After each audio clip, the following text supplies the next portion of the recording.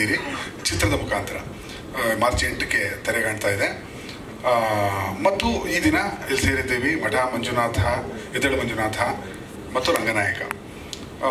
ಆ ಚಿತ್ರಗಳು ನಮಗೆ ಟೀಸರಾಗಿ ವರ್ಕ್ ಆಗಿದೆ. 2006 ಮಠ ಬಿಟ್ಟಿದ್ವು 2 ಅವರ್ದು, ಅದನ್ನು ಮೆಚ್ಚಿದ್ರಿ, ಆಭಾರಿಗಳು ನಾವು. ನಂತರ ಎದ್ದೇಳು ಮಂಜುನಾಥ ಎಲ್ಲರೂ ಅದನ್ನು ಅಟ್ರ್ ಫ್ಲಾಪ್ ಆಗತ್ತೆ ಫಿಲಮ್ ಅಂತ ಭವಿಷ್ಯ ನೋಡ್ತಿದ್ರು, ಇಡೀ ಗಾಂಧಿನಗರ. ನಾನು ಜಗೇಶ್ ಸರ್ ಹತ್ರ ಹೇಳಿ ಕಣ್ಣೀರು ಹಾಕಿದ್ದೆ, ಅವ್ರಿಗೆ ಜ್ಞಾಪಕ ಇದೆ. ಅಣ್ಣ ಹಿಂಗಂದ್ಬಿಟ್ರೋಣ, ಇಲ್ಲಣ್ಣ ಅದು ವರ್ಕ್ ಆಗತ್ತಣ್ಣ, ಜನ ನೋಡ್ತಾರಣ್ಣ, ಅದನ್ನು ಜನಕ್ಕೆ ಕ್ವಾಲಿಟಿ ಬೇಕು, ಕಂಟೆಂಟ್ ಬೇಕು, ಅದ್ರಲ್ಲಿ ವಿಶೇಷವಾಗಿದೆ, ನಿಮ್ಮ ಅಭಿನಯ ಎಲ್ಲೋ ಇದೆ, ಆ ಥರದ್ದು ಮಾಡಿ ತುಂಬ ಕಷ್ಟ, ಒಬ್ಬ ಕಲಾವಿದನಿಗೆ ಮಾತ್ರ ಸಾಧ್ಯ ಅದು, ಹೀಗೆಲ್ಲ ಮಾತಾಡಿದ್ರು. ಆನಂತರ ಅದು ರೆಕಾರ್ಡ್ ಮಾಡ್ತು. ನಂತರ ಬಂದಿದ್ದು ರಂಗನಾಯಕ. ಕ್ಲೀನಾಗಿ ಪ್ಲ್ಯಾನ್ ಮಾಡಿ ಅಚ್ಚುಕಟ್ಟಾಗಿ ಒಂದು ವಿಶೇಷವಾದ ಸಿನಿಮಾ ಕೊಡಬೇಕು ಅಂತ ರಂಗನಾಯಕವನ್ನು ರೂಪಿಸಿದ್ದೀವಿ. ಅದರ ಕೆಲವು ತುಣುಕುಗಳನ್ನ ನೀವು ನೋಡಿದ್ದೀರಿ, ಎಂಜಾಯ್ ಮಾಡಿದ್ದೀರಿ, ನಾವು ಕೇಳಿಸ್ತಿತ್ತು. ಅದು ಥಿಯೇಟ್ರಲ್ಲಿ ಇನ್ನೂ ಚೆನ್ನಾಗಿರುತ್ತೆ ಅಂತ. ಅಂದರೆ ಜನ ನಕ್ಕಾಗ, ಆಡಿಯನ್ಸ್ ನಕ್ಕಾಗ ಆ ಬರವಣಿಗೆಗೆ ಸಾರ್ಥಕತೆ, ಅಭಿನಯಕ್ಕೆ ಸಾರ್ಥಕತೆ, ಎಫರ್ಟ್ಗೆ ಸಾರ್ಥಕತೆ ಅಂತ ನಂಬಿರುವಂತಹ ತಂಡ ನಮ್ಮದು. ಈಗ ನಾನು ಜಗ್ಗೇಶ್ ಸರ್ನ ವೇದಿಕೆ ಮೇಲೆ ಕರಿತೀನಿ. ನಿಮ್ಮ ಪ್ರಶ್ನೆಗಳೇನಿದ್ರು ಖಂಡಿತ ಕೇಳಬಹುದು. ಅಣ್ಣ ಫಸ್ಟ್ ನಾನೊಂದು ಕೇಳ್ಬಿಡ್ತೀನಿ ಅಣ್ಣ, ನಾನೇ ಫಸ್ಟ್ ಒಂದು ಕ್ವಶನ್ ಕೇಳ್ಬಿಡ್ತೀನಿ. ಅದೇ ಭಾಳ ಇಂಪಾರ್ಟೆಂಟ್ ಜಾಗ.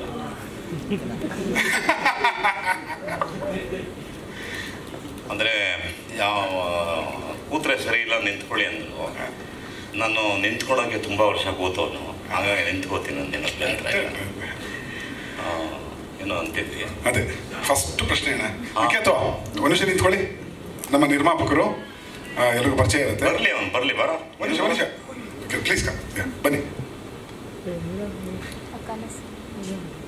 ಅವ್ನಿಗೊಂದು ಮೈಕ್ ಕೊಡ್ರಿ. ನಮ್ಮ ನಿರ್ಮಾಪಕರಾದಂಥ ವಿಖ್ಯಾತ್ ಅವರು ಒಂದು ಕನ್ನಡ ಚಿತ್ರರಂಗದ ಜೋಗಿ ಚಿತ್ರದ ಹೊಡಿಮಗ ಹೊಡಿಮಗ ಹಾಡನ್ನು ಹಾಡ್ತಾರೆ. ತೋಳಿ ಹೇಳ್ರಿ. ಈ ಚಿತ್ರದ ನಿರ್ಮಾಪಕ, ಆತನ ವಯಸ್ಸು 34 ವರ್ಷ. ಅವ್ರಿಗಿಂತ ನಾನು 17 ವರ್ಷ ದೊಡ್ಡವನು. ನನಗಿಂತ ಇದು ಈ ಥರದ ಒಂದು ದೊಡ್ಡ ಚಿತ್ರವನ್ನು ನಿರ್ಮಿಸಿದ್ದಾರೆ. ಅದು ಏನು ಕೇಳಕ್ಕೆ ಹೊಟ್ಟಿದ್ದು ಅಂದ್ರೆ ಇಷ್ಟೇ ಅಣ್ಣ, ಒಂದೇ ಒಂದು ಕಮಿಟ್ಮೆಂಟ್ ಕೇಳಕ್ಕೆ. ಈಗ ಸಿನಿಮಾ ಚೆನ್ನಾಗಿರುತ್ತೆ, ಸಿನಿಮಾ ಚೆನ್ನಾಗಾಗುತ್ತೆ, ಖಂಡಿತ ಲಾಭ ಬರುತ್ತೆ ನನ್ನ ನಂಬಿಕೆ ನನಗಿದೆ. ಜನ ನೋಡ್ತಾರೆ ಅಂತ ಅನ್ನೋಂಥ ವಿಶ್ವಾಸವೂ ಇದೆ. ನಂತರ ಮಠ ಆಯಿತು, ಎದ್ದೇಳು ಮಂಜುನಾಥ ಆಯಿತು, ರಂಗನಾಯಕ ಆಯಿತು. ಆದಮೇಲೆ ಚೆನ್ನಾಗಿ ಹಿಟ್ ಬಂದಾಗ ಇದೇ ಕಾಂಬಿನೇಷನ್ 4ನೇ ಫಿಲಮ್ ಮಾಡ್ತೀರಾ ಇಲ್ವಾ? ಮಾಡಿದೆ ಸರ್. ಓಕೆ. ಅಲ್ಲ ಅಡ್ವಾನ್ಸ್ ಏನು ಈಗ ಬೇಡ, ಆಮೇಲೆ ಕೊಡಿ, ನಿಧಾನ ಕೊಡಿ. ಏನು ಆ ಕಮಿಟ್ಮೆಂಟು ಅಗ್ರಿಮೆಂಟ್ ಎಲ್ಲ ಆಮೇಲೆ ಮಾತಾಡ್ಕೊಳ್ಳೋಣ. ಮಾಡ್ತೀನಿ ಅನ್ನೋದು ಖಂಡಿತ ನೀವು ಅವಕಾಶ ಕೊಟ್ಟು ಮಾಡೋದೆ ಖಂಡಿತ. ಸೊ 4ನೇ ಚಿತ್ರ ಅಂತ ಯಾರು ಕೇಳಿದ್ರು, ಇವರು ವಿಖ್ಯಾತ. ಏನು ಸರ್ 4ನೇ ಫಿಲಮ್ಗೆ ಏನು ಟೈಟ್ಲ್ ಇಡ್ತೀರಿ ಸರ್ ಅಂತ, ಏನಾದ್ರು ಫಿಕ್ಸ್ ಆಗಿದ್ದೀರಾ ಸರ್, ಕತೆ ಏನಾದ್ರು ಫಿಕ್ಸ್ ಆಗಿದ್ದೀರಾ ಸರ್ ಅಂತ. ಇಲ್ಲ ಟೈಟ್ಲ್ ಫಿಕ್ಸ್ ಆಗಿದೆ, ಇನ್ನೂ ರಿಜಿಸ್ಟರ್ ಮಾಡಿಲ್ಲ ಅಂತ. ಇದು ನನ್ನ ಟೈಟ್ಲ್, ಯಾರು ಮುಟ್ಟೋಂಗಿಲ್ಲ. ಇಷ್ಟು ದಿನ ಆ ಟೈಟ್ಲು ಜಗ್ಗೇಶ್ ಸರ್ದಾಗಿತ್ತು, ಅದು ಮರ್ತೋಗಿದೆ. ಈಗ ಆ ಟೈಟ್ಲನ್ನ ಮತ್ತೆ ತರ್ತಾ ಇದ್ದೀನಿ. 4ನೇ ಕಾಂಬಿನೇಷನ್ ಚಿತ್ರವಾಗಿ ಆ ಟೈಟ್ಲ್ ಬಂದು ಕಿತ್ತೋದ್ ನನ್ನ ಮಗ. ಓಕೆ, ಅದು ಆ ಕಿತ್ತೋದ್ ನನ್ನ ಮಗ ನಾನಪ್ಪ. ರೈಟ್. ಮತ್ತು ಮುಂದಿನ ಪ್ರಶ್ನೆಗಳಿಗೆ ಹೋಗ್ತಾ, ಹಾಸ್ಯಮಯವಾಗಿರಲಿ ಒಂದೇ ಕಾರಣಕ್ಕೆ ಮಾತಾಡ್ತೀವಿ ಹೊರತು ಇಲ್ಲಿ ಬೋರ್ ಹುಡಿಸುವಂತಹ ಪ್ರಸಂಗಗಳು ಬರದೇ ಇರಲಿ ಅನ್ನೋ ಕಾರಣಕ್ಕೆ ಇದು ಹೇಳಬೇಕಾಯ್ತು. ಯಾರಾದರೂ ಪ್ರಶ್ನೆಗಳು ಇದ್ರೆ ದಯವಿಟ್ಟು ಕೇಳಬಹುದು. ಇಲ್ಲ, ಇದು 3ನೇ ಸಿನಿಮಾ ಗೆಟಪ್ ಸರ್. ಆ್ಯಕ್ಚುಲಿ ನನ್ನ ಹೆಸರು ಯಾರು ಹೇಳ್ಬೋದಾ? ನೀವೇ ಹೇಳ್ಬೋದಾ ಕೇಳಿದ್ರಿ? ಈ ಗೆಟಪ್ಪಿನ ಹೆಸರು ಆ್ಯಕ್ಚುಲಿ ಗುರುಪ್ರಸಾದ್ ಅನ್ನುವ ನಿರ್ದೇಶಕ ಇದರಲ್ಲಿ ಅಭಿನಯಿಸಿಕೊಂಡಿದ್ದಾನೆ. ಅವನ ಚಿತ್ರದಲ್ಲಿ ನಿರ್ದೇಶಕನಾಗಿ ಅಭಿನಯಿಸಿದ್ದಾನೆ. ಅಂದರೆ ಅವನ ಹೆಸರು ಬಂದು ಪದ್ಮನಾಭ ಶರ್ಮಾ. ಅವನ ಗೆಟಪ್ ಇದು. ಆ ಗೆಟಪ್ಪಲ್ಲೇ ಬರ್ತೀನಿ ಅಂತ ಹೇಳಿ ಒಂದು ಇದಾಗಿ ಬಂದಿರೋಂಥ. ಖಂಡಿತ ಖಂಡಿತ ಚಿತ್ರ ನೋಡಿದಾಗ ಅದಿನ್ನೂ ಚೆನ್ನಾಗಿ ಗೊತ್ತಾಗುತ್ತೆ. Yes sir. 1911 ಅಂತ ಇದೆಯಲ್ಲ. ಹಾಂ ಸರ್. ಬಟ್ ಇಲ್ಲಿ ಎಲ್ಲಾನು ಈಗಿನ ಒಳಗೂ ಸ್ಟೋರಿ ಹೆಂಗೆ ಕನೆಕ್ಟ್ ಮಾಡ್ತೀವಿ? ಸಿನಿಮಾ ಇದೇ ಪ್ರಶ್ನೆನ ನಾನು ಶೂಟಿಂಗಲ್ಲೂ ಕೇಳಿದ್ದೆ. 1911 ಹೆಂಗೆ ಇದು ಅಂತ. ಅದೇ ಇರೋದು ಮಜಾ, ಒಳಗಡೆ ನೋಡಿದ್ರೆ ಗೊತ್ತಾಗುತ್ತೆ. ಎಸ್, ಕಥೆಯಲ್ಲಿ ಇದೆ. ಅಂದರೆ ಸ್ವಲ್ಪ ನಾನು ವಿಸ್ತಾರವಾಗಿ ಹೇಳಿದಾಗ 1 ನಿಮಿಷ ಟೈಮಲ್ಲಿ ಕ್ರಿಯೇಟಿವ್ ಚಿತ್ರ, ನಾನ್ ಕ್ರಿಯೇಟಿವ್ ಚಿತ್ರ. ಮೊನಾಟನಸ್. ಹೋಗ್ತೀವಿ ಸರ್, ಒಂದೇ ಥರ ಇದೆ ಸರ್, ಅದು ಹಂಗೆ ಇತ್ತು, ಇದು ಹಂಗೆ ಇತ್ತು, ಇದು ಹಂಗೆ ಇತ್ತು ಅಂತಿದ್ದ ಕಾಲಘಟ್ಟದಿಂದ ಬ್ರೇಕ್ ಮಾಡಕ್ಕೆ ಮಠ ಬಂತು. ಬ್ರೇಕ್ ಮಾಡಕ್ಕೆ ಎದ್ದೇಳು ಮಂಜುನಾಥ ಬಂತು. ಅದರಲ್ಲಿ ಐಟಮ್ ಸಾಂಗ್ ಇಲ್ಲ, ಅಥವಾ ರೆಗ್ಯುಲಾರಿಟೀಸ್ ಯಾವುದೂ ಇಲ್ಲ. ಕ್ರಿಯೇಟಿವಿಟಿ ಇದೆ ಅಲ್ಲಿ. ಆ ಕ್ರಿಯೇಟಿವಿಟಿ ಸ್ವತಂತ್ರ ನಿರ್ದೇಶಕನಿಗಿರುತ್ತೆ ಮತ್ತು ಆಡಿಯನ್ಸ್ ಅದನ್ನು ತಗೋತಾರೆ. ಅದನ್ನು ಪದೇ ಪದೇ ಪ್ರೂವ್ ಮಾಡ್ಕೊಂಡು ಬಂದಿದ್ದೀವಿ. ಈಗ ಅದೇ ಪ್ರಶ್ನೆನ ಸೆನ್ಸಾರ್ ಚಂದ್ರಶೇಖರ್ ನನಗೆ ಮಠದಲ್ಲಿ ರಾಜ ಅಸಂಬದ್ಧವಾಗಿ ಇಂಗ್ಲೀಷ್ ಎಲ್ಲ ಮಾತಾಡ್ತಾನೆ ಅಂತ, ಹೆಂಗಸೆ ಅಂತ. ಅಸಂಬದ್ಧ ಅದು ಯಾಕಂತೀರಿ ಸರ್? ಇಲ್ಲ, ನನಗೆ ಬಿಟ್ಟಿದ್ದೀರಿ, ಅದು ಚೆನ್ನಾಗಿ ಎಂಜಾಯ್ ಮಾಡಿದ್ದಾರೆ ರಾಜ ಮಾತಾಡೋದು. ನಂಗೆ ಟೆನ್ಷನ್ ಆಗಿದೆ ಕಣಯ್ಯ, ಅವರೆಲ್ಲ ಬಂದ್ಬಿಡ್ತಾರೆ, ನನ್ನ ಕಲೀಗ್ಸ್ ಬಂದ್ಬಿಡ್ತಾರೆ, ಎಲ್ಲ ಇಂಗ್ಲೀಷ್ ಹೆಂಗೆ ಅಂತ. ಅದನ್ನ ಹೆಂಗೆ ನಾನು ಕೊಡಲಿ? ಇಲ್ಲ, ಇದು ನಾನು ಕೊಡೋಕ್ಕಾಗಲ್ಲ, ಕನ್ನಡದಲ್ಲಿ ಕರೆಕ್ಟಾಗಿ ಮಾಡ್ಕೊಂಡ್ಬಂದಿದ್ದೆ ಸರ್. ಆ ಕತೆ ಹೇಳ್ತಿರೋದು ಉಪಕಥೆ ಗೋವಿಂದು, ಜಗೀಶ್ವರ್ ಪಾತ್ರ. ಅದು ಅವನ ಭಾಷೆ, ಅವನ ಎಮ್ಮೆ ಇಂಗ್ಲೀಷ್, ಎಮ್ಮೆ ಕನ್ನಡ ಅಲ್ಲ. ಆತನ ಪಾತ್ರದ ನಾಲೆಡ್ಜ್ ಪ್ರಕಾರ ಡೈಲಾಗಿದೆ. ಅದನ್ನ ನೀವು ಅರ್ಥ ಮಾಡ್ಕೋಬೇಕು. ನಾವು ನಿರ್ದೇಶಕರಾಗಿ ಅಷ್ಟು ಆಳಕ್ಕೆ ಇಳಿದು ಬರ್ದಿರ್ತೀವಿ, ಸುಮ್ಮನೆ ನಮ್ಮ ಖುಷಿ ಬರ್ದಿರಲ್ಲ. ಓ, ಈ ಆಯಾಮ ಸರ್, ಮತ್ತು ಈ ಆಯಾಮನೇ ತಿಳ್ಕೊಳ್ತೇವೆ ಸೆನ್ಸಾರ್ ಆಫೀಸರ್ ಅಂತ ನೀವು ಹೇಳಿ ನಾನು ಒಪ್ಕೊಳ್ಬೇಕಲ್ಲ ಸರ್. ಸರ್ಕಾರ ಕೊಟ್ಟಿರೋ ಹುದ್ದೆ, ಎಚ್ಚರಿಕೆಯಿಂದ ಇರಬೇಕಾಗತ್ತೆ ನೀವು ಕೂಡ ಅಂತ. ಆಮೇಲೆ ಮಠ ಆಯಿತು. ಮಂಜುನಾಥ ಟೈಮ್ ಬಂದಾಗಂತೂ ತುಂಬ ಎಂಜಾಯ್ ಮಾಡಿ ಮಂಜುನಾಥನ ಬಿಟ್ಕೊಟ್ರು ಅವರು. ಸೊ ಹೀಗೆ ಕ್ರಿಯೇಟಿವ್ ಸ್ವಾತಂತ್ರ್ಯಗಳನ್ನ ಬಳಸ್ಕೊಳ್ಳದೆ ನಾರ್ಮಲ್ ಚಿತ್ರಗಳು ಬರ್ತಾ ಇರುತ್ತೆ. ನಾರ್ಮಲ್ ಚಿತ್ರಗಳು ಬರೋದ್ರಿಂದ ಅದರಿಂದ ಹೊರಗಡೆ ಇರೋಣ ಅನ್ನೋ ಒಂದು ಉದ್ದೇಶ. ಎಸ್, ಜೀವನ ಸಾರ್ಥಕತೆಗೆ. ಯಾವುದು ಅಂದರೆ, ಒಬ್ಬ ಹಾಸ್ಯವನ್ನ ಉತ್ಪಾದನೆ ಮಾಡುವಾಗ, ಈಗ ಟ್ರೈಲರಲ್ಲಿ ನೋಡಿ ಸಿನಿಮಾವನ್ನು ನಿರ್ದೇಶನ ಮಾಡೋಕ್ಕೆ ಕಂಪ್ಲೀಟ್ ಹೀಗೆ ಇರುತ್ತೆ ಅಂತ ಹೇಳಕ್ಕೆ ಬರಲ್ಲ. ಟ್ರೈಲರಲ್ಲಿ ಒಂದಷ್ಟು ಡೈಲಾಗ್ಸ್ಗಳನ್ನು ಮಾತ್ರ ಕೊಟ್ಟು ರನ್ಸಿರ್ತೀವಿ, ಇಷ್ಟೆಲ್ಲ ಇದೇ ವಿಚಾರ, ಬನ್ನಿ ನೋಡಿ ಮಜಾ ತಗೊಳ್ಳಿ ಅಂತೇಳಿ. ಮ್ಯಾನರಿಸಮ್, ಮಂಜುನಾಥನ ಮ್ಯಾನರಿಸಮ್ ಮ್ಯಾಚ್ ಮಾಡಿದೆಯೋ ಅಥವಾ ಮಠದ ಮ್ಯಾಚ್ ಮಾಡಿದೆಯೋ ಅಂದರೆ ಜಗ್ಗೇಶ್ವರ್ ಒಂದೇ.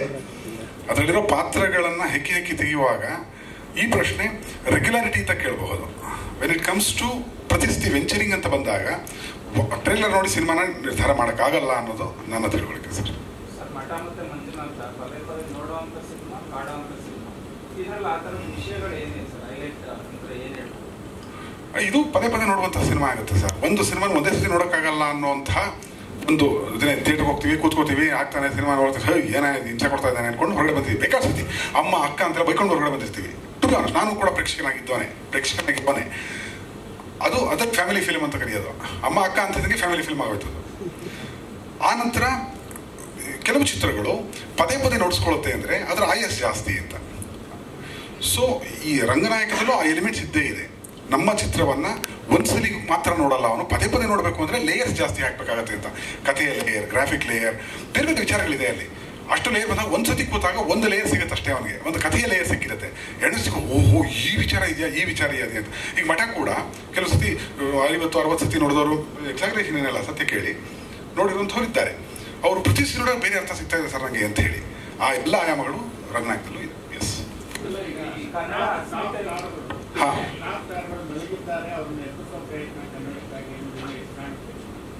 ಅಲ್ಲ, ನಿಮಗೆ ಏನು ಕಾಣಿಸುತ್ತೆ ಅದೇ ಸತ್ಯ ಸರ್. ಸರಿ ಸರ್, ಕೆಲವೊಂದು ವಿಷಯದಲ್ಲಿ ಕನ್ನಡದ ಅಸ್ಮಿತೆ ಬಗ್ಗೆ ಮಾತಾಡ್ತಾರೆ. ಒಟ್ಟಾರೆ ಸಿನಿಮಾ ಕಾಂಟೆಸ್ಟ್ ಅದನ್ನು ಸತ್ಯ ಹೇಳ್ತೀನಿ, ಚಿಕ್ಕದಾಗಿ ಹೇಳ್ಬಿಡ್ತೀನಿ. ನಮ್ಮ ಸತ್ಯ ಅಂದರೆ ಜಗ್ಗೇಶ್ ಸರ್ ಅವರ ಒಂದು ಸಾಂಗ್ ನೋಡಿದಿರಿ, ಗಾಳಿ ತಂಗಾಳಿ ಕನ್ನಡ ಮಾತಾಡೋ ಸಾಂಗ್ನ ಎಲ್ಲ ನೋಡಿದಿರಿ. 5-6 ಲಕ್ಷ 7 ಲಕ್ಷ 8 ಲಕ್ಷ ರೀಚ್ ಆಗಿದೆ ಆಲ್ರೆಡಿ. ಆ ಡ್ಯಾನ್ಸು ಅದು 17ನೇ ಶೂಟಿಂಗ್ ಮಾಡಿದ್ದು ಒಂದು ಸಾಂಗ್. ಅದು ಆ ಟೈಮಲ್ಲಿ ಏನಾಯಿತು ಅಂತಂದರೆ ಜಗ್ಗೇಶ್ ಸರ್ ಚೆಕ್ ಮಾಡಬೇಕು. ಯಾಕೆಂದರೆ ಅವರು ಬಂಡಾನನ ಗಂಡ ಸಾಂಗ್ಗಳು ಮಾಡಿರೋ ಟೈಮಲ್ಲಿ ಅವ್ರಿಗೆ 30 ಆಸುಪಾಸು. ಈಗ ಹೇಳ್ಬೋದಣ್ಣ, ಹೆಚ್ಚು 60 ಆಸುಪಾಸು. ಹಾಂ, ಓಕೆ 60 ಆಸುಪಾಸು. ಅದೇ ಎನರ್ಜಿ ಬೇಕಣ್ಣ ನನಗೆ ಅಂತ, ಅಷ್ಟು ಕಂಡೀಷನ್ ಅಣ್ಣ.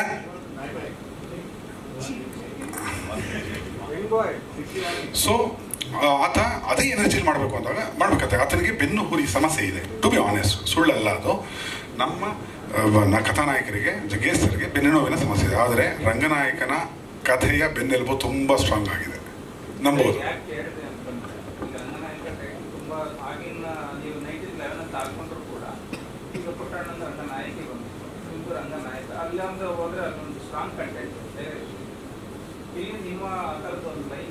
ಎಲ್ಲ ರಂಗನಾಯಕಿ ಸ್ಟ್ರಾಂಗ್ ಕಂಟೆಂಟ್ ಅನ್ನೋಕ್ಕಿಂತ ಅದು ಇನ್ಸೆಸ್ಚುವಲ್ ಅಂತ, ತಾಯಿ ಮಗನ ರಿಲೇಷನ್ ಬಗ್ಗೆ ನಾವು ಆ ಥರ ಕೆಲಸ ಮಾಡಲ್ಲ. ನಾವು ಒಂದು ಪರಿಪೂರ್ಣ ಚಿತ್ರವನ್ನು ಕೊಟ್ಟಿದ್ದೀವಿ ಸರ್. ನೋಡಿ ಗೊತ್ತಾಗುತ್ತೆ.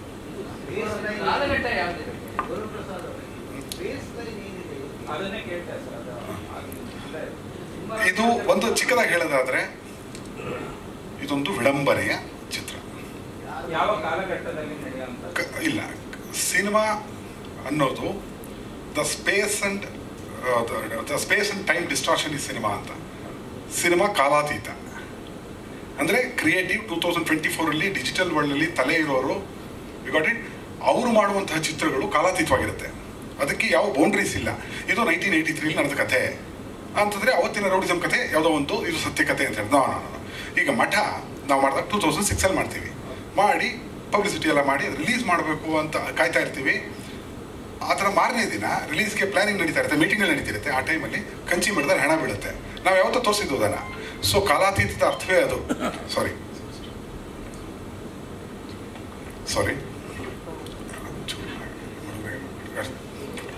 ಸೊ ಕಾಲಾತೀತತೆ ಆ ಕಥೆಯ ಗಟ್ಟಿತನದ ಮೇಲೆ ಡಿಪೆಂಡ್ ಆಗುತ್ತೆ. ಕಂಟೆಂಟ್ ಮೇಕಿಂಗ್ ಇಸ್ ಹಾಂ ಇಲ್ಲಣ್ಣ, E=MC². ನಂದಿದು cinema is a science of commercialising art. ನನ್ನ ಸ್ಟೇಟ್ಮೆಂಟ್ ಸರ್ ಇದು. Cinema is a science of commercialising art. ಹಾಗಂದಾಗ Einstein E=MC theory of relativity ಅಂತ ಕೊಡ್ತಾನೆ. ನಾವು E=MC². ನಾನು ಕೊಡೋದು ಸಿನಿಮಾ ಅಂದರೆ ಎಂಟರ್ಟೈನ್ಮೆಂಟ್.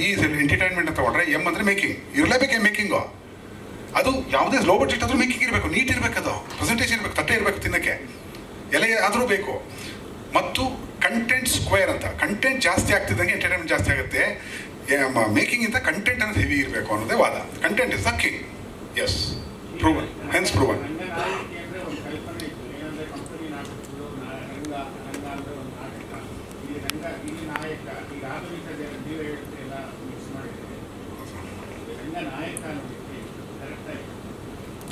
ರಂಗನಾಯಕ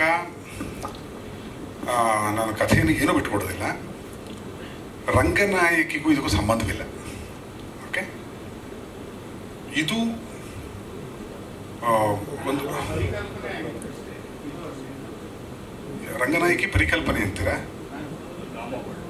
ಅದೇ ಅಂದರೆ ಡ್ರಾಮಾ ಬ್ಯಾಕ್ಗ್ರೌಂಡಲ್ಲಿ ಮಾಡಿರುವಂತಹ ವಿಶೇಷವಾದ ಚಿತ್ರವೇ ಹೌದು. ಕ್ಲೈಮ್ಯಾಕ್ಸ್ ಬಿಟ್ಟು ಮಿಕ್ಕಿದೆಲ್ಲವೂ ವಿಶೇಷ ಚಿತ್ರವೇ ಅದು. ಕ್ಲೈಮ್ಯಾಕ್ಸ್ ಎಲ್ಲ ಇನ್ಸೆಸ್ಚುವಲ್ ಎಲಿಮೆಂಟು ಕನ್ನಡಿಗರ ಮನಸ್ಸಿಗೆ ಒಪ್ಪದ್ದನ್ನು ಪುಟ್ಟಣ ಯಾಕೆ ಆಯ್ಕೆ ಮಾಡಿಕೊಡೋ ನನಗೂ ಗೊತ್ತಿಲ್ಲ. ಇದೆ ಇಲ್ಲ ಅದಕ್ಕೂ ಹಾಂ, ಅದಕ್ಕೆ ನನಗೂ ಹೆಮ್ಮೆ ಇದೆ. ಆದರೆ ಇಲ್ಲಿ ಬಂದು ಈ ರಂಗನಾಯಕ ಈತ ಎಂಟರ್ಟೈನ್ ಮಾಡುವಂತಹ ನಾಯಕನಾಗಿರ್ತಾನೆ. ಅದರ ಪಾತ್ರ ಏನು, ಹೇಗೆ ಅವನು ಎಂಟರ್ಟೈನ್ ಮಾಡಬಲ್ಲ ಅನ್ನೋ ಒಬ್ಬ ವಿದೂಷಕನ ಕಥೆ. ಯಾರ ಕಥೆ ಅಂತ ಹೇಳಬಲ್ಲೆ, ಆತ ಏನೇನು ಮಾಡಬಲ್ಲ ಅದು ಸಿನಿಮಾನ ನೋಡ್ಬೇಕು.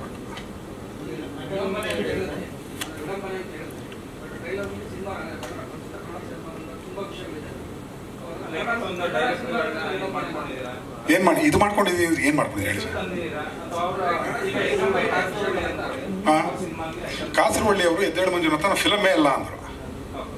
ನಾನು ಉತ್ತರ ಕೊಡ್ತೀನಿ. ಅಲ್ಲಲ್ಲ ಇರಪ್ಪ, ಸಾರಿ ಸರ್, ಅಣ್ಣ ಒಂದು ನಿಮಿಷ ಇರಪ್ಪ, ನೀವು ಕೇಳಿದ ಪ್ರಶ್ನೆ ಉತ್ತರ ಕೊಡ್ತೀನಿ. ಬರಲಿ, ಎಲ್ಲ ನನಗೆ ಉತ್ತರ ಕೇಳಿ, ನಾನೇ ಬರ್ದಿರೋದು, ಅಷ್ಟಕ್ಕೂ ನಾನು ಜವಾಬ್ದಾರಿ ಉತ್ತರ ಕೊಡ್ತೀನಿ. ನಾನಣ್ಣ ಹತಾಶ ಪ್ರೇಕ್ಷಕನಾಗಿ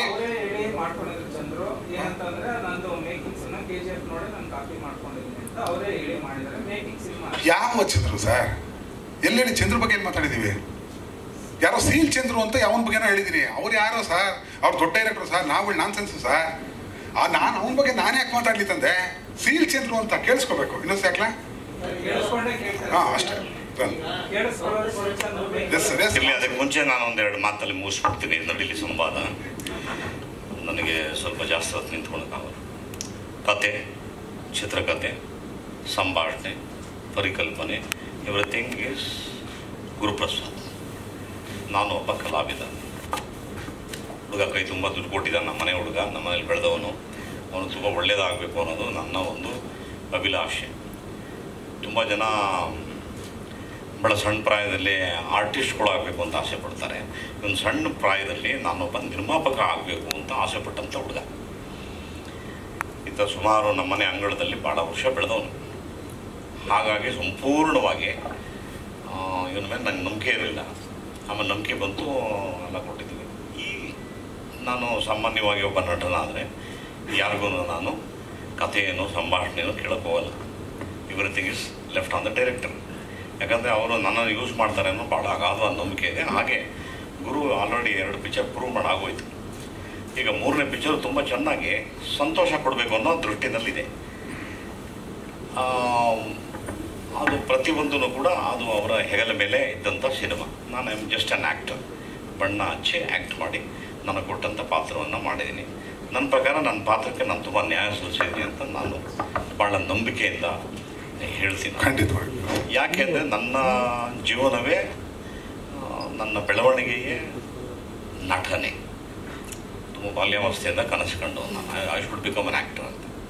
ಅದಾಗಿದ ಮೇಲೆ ನಾನು ಪರಿಪೂರ್ಣವಾಗಿ ಅದರ ಬಗ್ಗೆ 100% ಆಲೋಚನೆ ಮಾಡೋಂಥದ್ದು. Yes done a good job.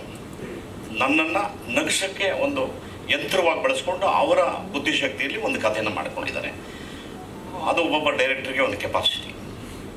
ಅದು ಇಲ್ಲಿ ನೋಡೋಕ್ಕೆ ಒಂಥರ ಇರುತ್ತೆ, ಪರದೆನಲ್ಲಿ ಒಂಥರ ಇರುತ್ತೆ, ಭಾಳ ಒಂದು ಮಜಾ ಸಿಕ್ಕುವಂಥದ್ದು.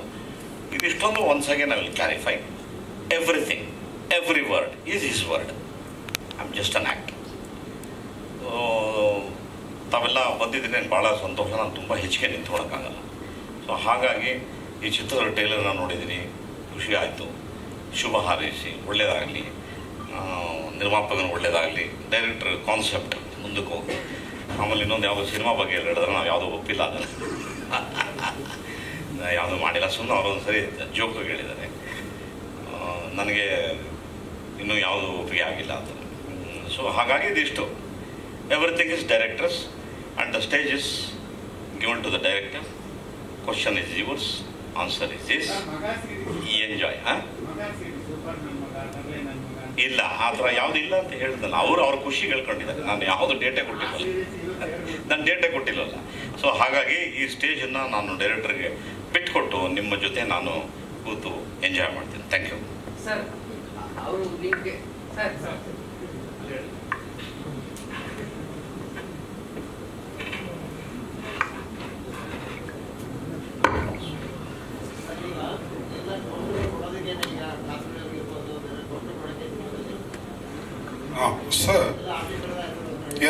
ಎಸ್ ನಂಗೆ ಅರ್ಥ ಆಯ್ತು. ಒಳ್ಳೆಯ ಪ್ರಶ್ನೆ. ಒಬ್ಬ ಹತಾಶ ಪ್ರೇಕ್ಷಕ ಕನ್ನಡ ಚಿತ್ರೋದ್ಯಮದ ಯಾವ್ಯಾವ ಸಿನಿಮಾಗಳು, ಯಾವ್ಯಾವ ಕಥಾನಾಯಕರು ಯಾವ್ಯಾವ ಥರ ಸಿನಿಮಾ ಮಾಡಿದ್ದಾರೆ, ಎಷ್ಟೆಷ್ಟು ಸಿನಿಮಾ ಮಾಡಿದ್ದಾರೆ, ಅಷ್ಟು ಮಾಹಿತಿ ಇದೆ. ನಾನು ನನ್ನ ಚಿತ್ರಕಥಾ ಸ್ಕೂಲ್ ನಡೆಸ್ತೀನಿ. ನನ್ನ ರಿಸರ್ಚ್ ಇಷ್ಟಿದೆ. 14ನೇ ವಯಸ್ಸಿಂದ ಈಗ 52 ಅಂತಂದರೆ ಆಲ್ಮೋಸ್ಟ್ 38 ವರ್ಷಗಳ ಕಾಲ ಅದೇ ಧ್ಯಾನವಾಗಿ ಕೆಲಸ ಮಾಡಿದ್ದೇನೆ.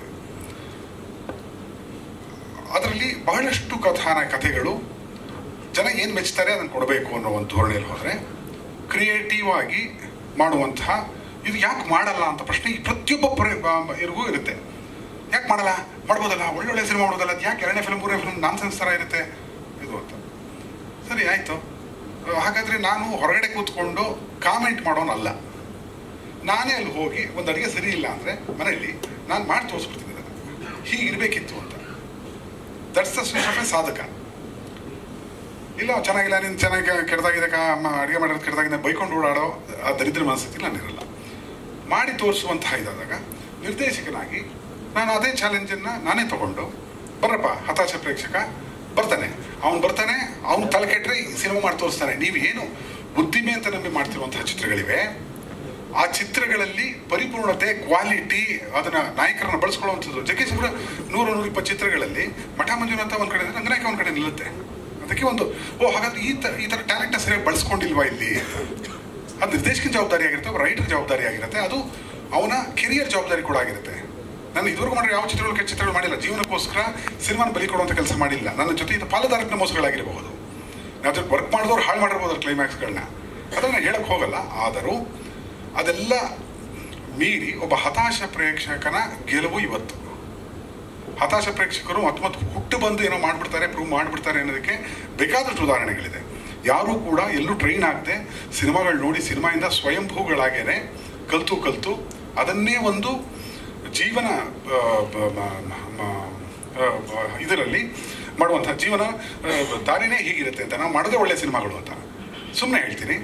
ಇನ್ನೊಂದು ಆಗ್ಬೋದಿತ್ತಲ್ಲ, ಮಠ ಆಯಿತು, ಮಂಜುನಾಥ ಆಯಿತು. ಗುರುಪ್ರಸಾದ್ ಕೋಟಿ ಡೈರೆಕ್ಟ್ರು.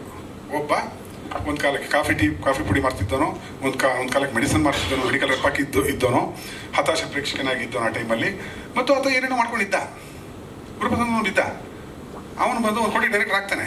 ಆದಮೇಲೆ ಸಿಂಪಲ್ ಕಾಮನ್ ಸೆನ್ಸ್, ಇವತ್ತಿನ ಪ್ರಪಂಚ ನಡೆಯೋದು ಹೇಗೆ ಅಂದರೆ, ಮತ್ತು ಅದೇ ಕಾಂಬಿನೇಷನ್ ಇಟ್ಕೊಂಡು ಇನ್ನೊಂದು 2 ಕಿತ್ತೋಗಿರೋ ಫಿಲ್ಮ್ ಹಾಕಿದ್ರೆ 2-3 ಕೋಟಿ ಬಂದ್ಬಿಡುತ್ತೆ. 2009 ಒಂದು 3-4 ಕೋಟಿ 5 ಕೋಟಿ ಇರುತ್ತೆ, ಬೇಕಾಷ್ಟು ಆಸ್ತಿ ಇರುತ್ತೆ, ಏನು ಬೇಕಾದ್ರೂ ಮಾಡ್ಕೋಬೋದು. No, I don't do that. So ಅಲ್ಲ, ಪ್ರಶ್ನೆಯ ತಿರುಚುವಿಕೆ ನಾನು ಅಷ್ಟು ಅದಕ್ಕೆ ಪ್ರಶಂಸೆ ಇಲ್ಲ ನನ್ನ ಕಡೆಯಿಂದ. ಅಲ್ಲಲ್ಲ ಇಲ್ಲ ಒಂದು ನಿಮಿಷ ಅಣ್ಣ ನಾಗರಾಜ್ ಸರ್, ಕಿತ್ತೋದ್ ಸಿನಿಮಾ ಗೆಲ್ಲತ್ತೆ ಅಲ್ಲ, ಕಿತ್ತೋದ್ ಸಿನಿಮಾ ಗೆಲ್ಲತ್ತೆ ಅಂತ ನಾನು ಸ್ಟೇಟ್ಮೆಂಟ್ ಕೊಟ್ಟಿಲ್ಲ. ಪ್ರಶ್ನೆಯ ತಿರುಚುವಿಕೆ, ಮ್ಯಾನಿಪುಲೇಷನ್ ಈ ಪ್ರೇಕ್ಷಕನಿಗೆ, ಹತಾಶ ಪ್ರೇಕ್ಷಕನಿಗೆ ಎಲ್ಲವೂ ಗೊತ್ತಿದೆ. ನಾನು ಪತ್ರಕರ್ತನಾಗಿದ್ದವನೇ. ಏನು ಉದ್ದೇಶ ಅಂದರೆ, ಕೆಲವು ಕೆಟ್ಟ ಚಿತ್ರಗಳನ್ನು ಕಥಾನಾಯಕರು ಕಣ್ಣಿಗೆ ಹೊತ್ಕೊಂಡು ಮಾಡಿದಾರಲ್ಲ, ಯಾಕೆ ಅನ್ನೋದು ಪ್ರಶ್ನೆ ಇದ್ದೇ ಇದೆ ನನಗೆ ಅವತ್ತು. ಅದನ್ನು ನೀವುಗಳು ಪತ್ರಕರ್ತರಾಗಿ ಅಲ್ಲಿದ್ದಾಗ ಅವಕಾಶ ಕೇಳಲ್ಲ. ಚಪ್ಪಳಕ್ಕೆ ಮುಂದೆ ಹೊಡಬಿಟ್ಟಿರುತ್ತೆ ಆ ಫಿಲಮ್. 70 ಫಿಲಮಲ್ಲಿ 1-2 ಗೆದ್ದುಬಿಟ್ಟಿರುತ್ತೆ. 69 ಫಿಲಮಲ್ಲಿ ಕಥಾನಾಯಕ ಅವನು ದುಡ್ಡು ಮಾಡ್ತಾ ಇರ್ತಾನೆ. ಕಥಾನಾಯಕ ಪ್ರೊಟಗಾನಿಸ್ಟ್, ಆಂಟಗಾನಿಸ್ಟ್. ವಿಲನ್ ಅಂದರೆ ಆಂಟಗಾನಿಸ್ಟ್. ಹೀರೋ ಬಂದು ರೈತ, ಯೋಧ, ಯಾರು ದೇಶಕ್ಕೋಸ್ಕರ ಬೇರೆಯವ್ರಿಗೋಸ್ಕರ ಪ್ರಾಣತ್ಯಾಗ ಮಾಡ್ತಾನೆ ಅವನು. ನಮ್ಮಲ್ಲಿ ಕೆಲವರು ನಾಯಕರು, ಕಥಾನಾಯಕರು ಕಲಾ ಸೇವೆ ಮಾಡಿದ್ದೀನಿ ಅಂತ ಹೇಳಿ ನನ್ನ ಹತ್ರ ಬೈಸ್ಕೊಂಡು, ಏನು ಕಲಾ ಸೇವೆ ಸರ್, ಕಲಾ ಸೇವೆ ಏನು ಮಾಡಿದಿರಿ, ಪೇಮೆಂಟ್ ಕೊಟ್ಟಿಲ್ವಾ, ದುಡ್ಡು ತೊಗೊಂಡಿಲ್ವಾ? ಇದನ್ನೇ ದ್ವಾರಕೀಶ್ ಅವರು ಹೇಳ್ತಾ ಇದ್ದು. ನಾನು ಇಲ್ಲಿ ಒಳಗಡೆ ಬಂದು 26 ವರ್ಷ ಆಯಿತು, 99 I don't call it's industry. ಬೇಕಾದ್ರೆ ತೊಗೊಳ್ಳಿ, ಇದು ಒಳ್ಳೆ ಮಾಹಿತಿ ಆಗುತ್ತೆ. ಇದು ಕನ್ನಡ ಚಿತ್ರೋದ್ಯಮ ಅಂತ ಏನು ಕರೆಸ್ಕೊಳ್ತಾರೆ, ಇದು ಕನ್ನಡ ಚಿತ್ರರಂಗ, ಚಿತ್ರೋದ್ಯಮ ಅಲ್ಲ. ಉದ್ಯಮ ಅಂದ್ರೆ ಏನು? Common sense. ಉದ್ಯಮ ಅಂದರೆ ನಾನು ರಿಸರ್ಚ್ ಇಂದ ಬಂದವನು. ಉದ್ಯಮ ಅಂದ್ರೆ ಏನು? ಒಂದು ರಾ ಮೆಟೀರಿಯಲ್, ಒಂದು ಪ್ರಾಡಕ್ಟ್, ಯಾವುದೋ ಒಂದು ಪ್ರಾಡಕ್ಟ್. ರಾ ಮೆಟೀರಿಯಲ್ ಮೇಲೆ ಕಂಟ್ರೋಲ್ ಇರಬೇಕು, ಫಿನಿಶ್ಡ್ ಪ್ರಾಡಕ್ಟ್ ಮೇಲೆ ಕಂಟ್ರೋಲ್ ಇರಬೇಕು, ಮಧ್ಯದಲ್ಲಿ ಕ್ವಾಲಿಟಿ ಅಶ್ಯೂರೆನ್ಸ್ ಇರಬೇಕು, ಮತ್ತು ಸ್ಯಾಟಿಸ್ಫ್ಯಾಕ್ಷನ್ ಇಲ್ಲ ಅಂದರೆ ಕನ್ಸ್ಯೂಮರ್ ಕೋರ್ಟ್ ಇರಬೇಕು. ಸಿನಿಮಾ ಚೆನ್ನಾಗಿಲ್ಲ, ನಾನು 100 ರೂಪಾಯಿ ವಾಪಸ್ ಕೊಡು ಅಂತ ಕೇಳೋದು ಬಂದಾಗ ಇದು ಉದ್ಯಮ ಅನಿಸುತ್ತೆ. ಇದು ಉದ್ಯಮ ಅಲ್ಲ. ಉದ್ಯಮದ ಹೆಸರಲ್ಲಿ, ಕಲಾ ಸೇವೆ ಹೆಸರಲ್ಲಿ ಆಗ್ತಿರುವಂತಹ ಬೇಕಾದಷ್ಟು ಇದನ್ನ ಒಪ್ಕೊಂಡು ಬರಲಾಗಿ ಕಾರಣಾಂತರಗಳಿಂದ ಜೀವನಕ್ಕೋಸ್ಕರ ಅದು ಶೇಪ್ ತಗೊಂಡಿದೆ. ನಾನು ಅದೆಲ್ಲ ವಿರೋಧಿಸ್ತಿದ್ದೀನಿ ಸರ್. ಎಸ್ ಸರ್, ಹೇಳಿ ಅಣ್ಣ. ಕ್ರಿಯೇಟಿವಿಟಿ ಮೆಚ್ಚಿ ಅಣ್ಣ, ಥ್ಯಾಂಕ್ ಯು. ನಾನು UAL ಆ್ಯಕ್ಟ್ ಮಾಡಿದ್ದೀನಿ.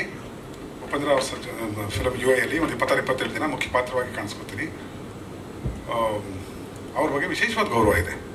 ಇಲ್ಲಿ ಯಾವ ಹೆಸರುಗಳನ್ನ ತಂದಿದ್ದೀವಿ, ಕೆಲವು ಹೆಸರುಗಳಿಗೆ ಟಾಂಟ್ ಏನು ಕೊಟ್ಟಿದ್ದೀವಿ, ಅದು ಉದ್ದೇಶಪೂರ್ವಕವಾಗಿ ಕೊಟ್ಟಿದ್ದೀನಿ, ನಾನೇ ಕೊಟ್ಟಿರೋದು. ಒಬ್ಬ ಹತಾಶ ಪ್ರೇಕ್ಷಕ ಕೊಟ್ಟಿರೋದು. ಆ ಕೋಪದಲ್ಲಿ, ಸಾತ್ವಿಕ ಕೋಪದಲ್ಲಿ ಹೇಳ್ತಾ ಇದ್ದೀನಿ. ಕೆಲವ್ರನ್ನ ರೇಕ್ಸ್ ಕೆಟ್ಟಿಕಲ್ ಮಾಡಿ ಒಂದು ಮಂತ್ರಘೋಷಗಳಲ್ಲಿ ಉಪೇಂದ್ರಾಯ ನಮಃ ಅನ್ನೋದು ಸಂಧ್ಯಾ ವಂದನೆ ಮಂತ್ರದ ಸಾಲು, ಅದಕ್ಕೇನು ಇದು ಮಾಡಿಲ್ವಲ್ಲ. ತುಂಬ ಶ್ರದ್ಧೆಯಿಂದ ಸಂಧ್ಯಾ ಮಾಡುವಾಗ ಓಂ ಅಂತ ಬಂದಾಗ ಅದೇ ಪೂಜೆ ಟೈಮಲ್ಲಿ ಓಂ ಉಪೇಂದ್ರ ಅನ್ಕೊಂಡು ರೌಡಿಸಂ ಚಿತ್ರದ ಬಗ್ಗೆ ಮಾತಾಡ್ಕೊಂಡು ಅನ್ನೋ ಹಾಗೆ ಒಂದು ಟಾಂಟು. ಆ ಕ್ರಿಯೇಟಿವಿಟಿನ ಅಪ್ರಿಷಿಯೇಟ್ ಮಾಡಬೇಕು. ಅದೇ ಕೊಡ್ತೀನಿ, ಉಪೇಂದ್ರ ಓಮಾರ ಮಾಡ್ತಿಲ್ಲ ಅಂತ ನಾನು ಆತ್ಮರಣೆ ನಾವು ಒಪ್ಪದು.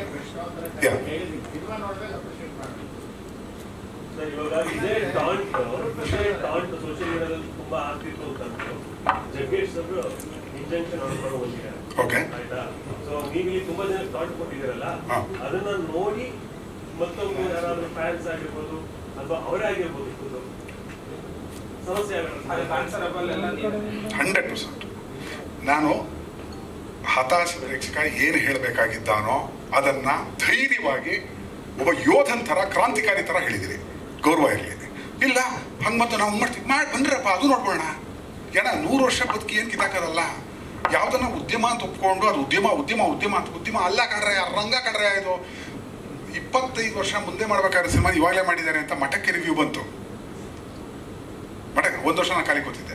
ಮಠ ಆದಮೇಲೆ ಅಲ್ಲಯ್ಯ ಒಂದು ಟ್ಯಾಲೆಂಟ್ ಬಂತು, ಒಬ್ಬ ವ್ಯಕ್ತಿ ಬಂದ ಅಂತಂದರೆ 20 ವರ್ಷ ಮುಂದೆ ಮಾಡಿದ್ರೆ ನೀವು ಈಗ ಮಾಡ್ತಿದ್ದು ನಮ್ಗೆ ಗೊತ್ತಿಲ್ವಾ, ಮುಂದೆ ಏನೋ ಗೊತ್ತಿಲ್ವಾ, ಡಿಜಿಟಲೈಸೇಷನ್ ಗೊತ್ತಿಲ್ವಾ. 12 ವರ್ಷ 13 ವರ್ಷ 17 ವರ್ಷ ಮುಂದೆ ಇದೆ ಅಮೆರಿಕ. ಅಲ್ಲಿ ಏನು ನಡೀತಾ ಇದೆ ನಮ್ಗೆ ಮುಂದೆ 17 ವರ್ಷಕ್ಕೆ ಆಗುವಂಥದ್ದು ಈಗಲೇ ನಡೀತಾ ಇದೆ. ಅಲ್ಲಿನ ಮಾಹಿತಿ ಎತ್ಕೋಬೋದು, ನಾವು ಅಪ್ಡೇಟ್ ಆಗ್ಬಹುದು, ರಿಸರ್ಚ್ ಮಾಡಬಹುದು. ರೈಟ್? ಸೊ ನಮ್ಮ ತಿಳುವಳಿಕೆ ಅವತ್ತಿಗೆ ಆಗಿದೆ ಅಂದರೆ ಇವತ್ತು ಇನ್ನೂ ಎಚ್ಚರಿಕೆಯಿಂದ ಇರುತ್ತೆ. ಕೊಡ್ಬೇಕಾದ ಕಡೆ ಟಾಂಗ್ ಕೊಡಲೇಬೇಕಾಗತ್ತೆ. ನಿಮ್ಮ ಮುಂದಿನ ದಿನಗಳಲ್ಲಿ ನಾನು ಪ್ರಚಾರ, ನಿಮ್ಮ ಮಠದ ಪ್ರಚಾರ ಎಷ್ಟು ಜನ ನೋಡಿದ್ರು ಎಲ್ಲೋ ಗೊತ್ತಿಲ್ಲ.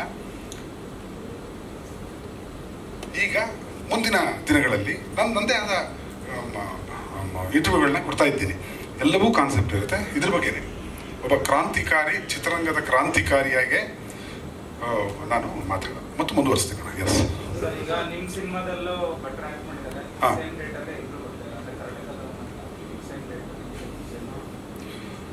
ಅಣ್ಣ ಇದು ಇವತ್ತಿಂದಲ್ಲ, ಈ ಚಾಲೆಂಜ್ಗಳೆಲ್ಲ ಎದುರಿಸ್ಕೊಂಡ್ಬಂದಿದ್ದೀನಿ. ಇದಕ್ಕೆ ಉತ್ತರ ಮಠದ ಎಗೇನ್ಸ್ಟ್ ಜೋಗಿ ಅನ್ನೋ ಫಿಲಮ್ ಇತ್ತು ಶಿವಣ್ಣಂದು. ಓಕೆ, ಎದ್ದೇಳು ಮಂಜುನಾಥ ಎಗೇನ್ಸ್ಟ್ ರಾಜ್ ಇತ್ತು, ಅಪ್ಪು ಸರ್ ಆ್ಯಕ್ಟ್ ಮಾಡಿದ್ದು. ರಾಜ್ ಪ್ರೊಡ್ಯೂಸರು ಕ್ಯೂ ನಿಂತ್ಕೊಂಡು ಮಂಜುನಾಥ ನೋಡಕ್ಕೆ ಬಂದರು. ಒಂದು 6 ಕೋಟಿ ಹೋಗಿದ್ದು ಮರ್ತೋಯ್ತು ಗುರು ಅಂದರು. ಎದ್ದೇಳು ಮಂಜುನಾಥಕ್ಕೆ ಸಿಕ್ಕಿದ್ದ ಬೆಸ್ಟ್ ಅಪ್ರಿಸಿಯೇಷನ್. ಈಗ ಕರ್ನಾಟಕ ತಮನಕ ಅದನ್ನ ಹೇಳ್ಕೊಬಾರ ಕಟ ಕಟ ಕಟ ಕಟ ಕಟ ತಗೊಂಡ್ರು ಅನ್ನಿಸ್ತಿದೆ. ಹಾಗಾಗಿ ಭಟ್ರು ಮತ್ತು ಶಿವಣ್ಣ ಆ ಥರದ್ದು 100 ಫಿಲ್ಮ್ ಮಾಡಲಿ, ನಾನು ಖಂಡಿತ ನೋಡ್ತೀನಿ. 2ನೇ ದಿನ ನೋಡ್ತೀನಿ. ಮೊದಲು ನಮ್ಮದು ರಿಲೀಸ್ ಮಾಡ್ಬೇಕಣ್ಣ ಕನ್ನಡ ಸಿನಿಮಾ ಇದು. ಹೇಳಿ ಅಣ್ಣ. ಹಾಂ,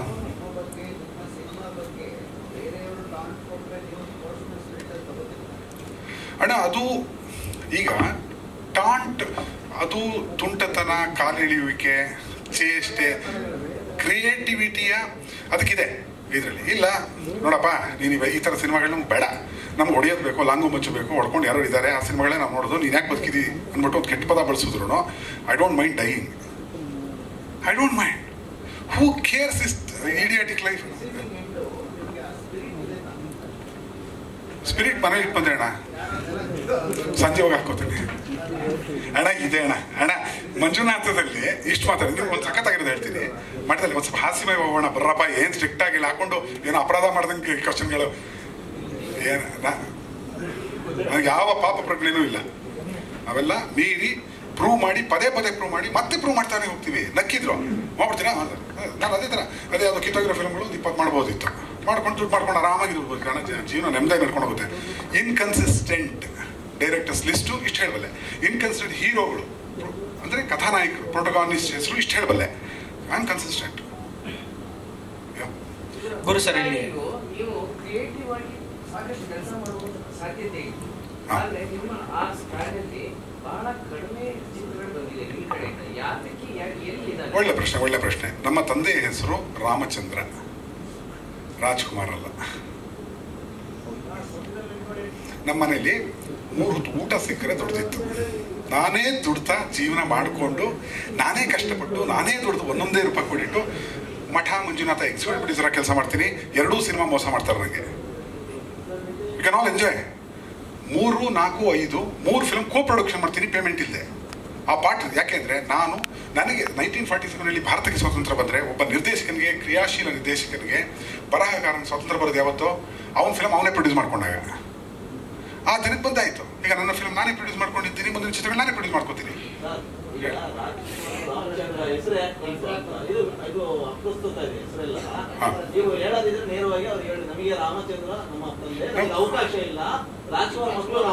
ಒಪ್ತೀನಿ.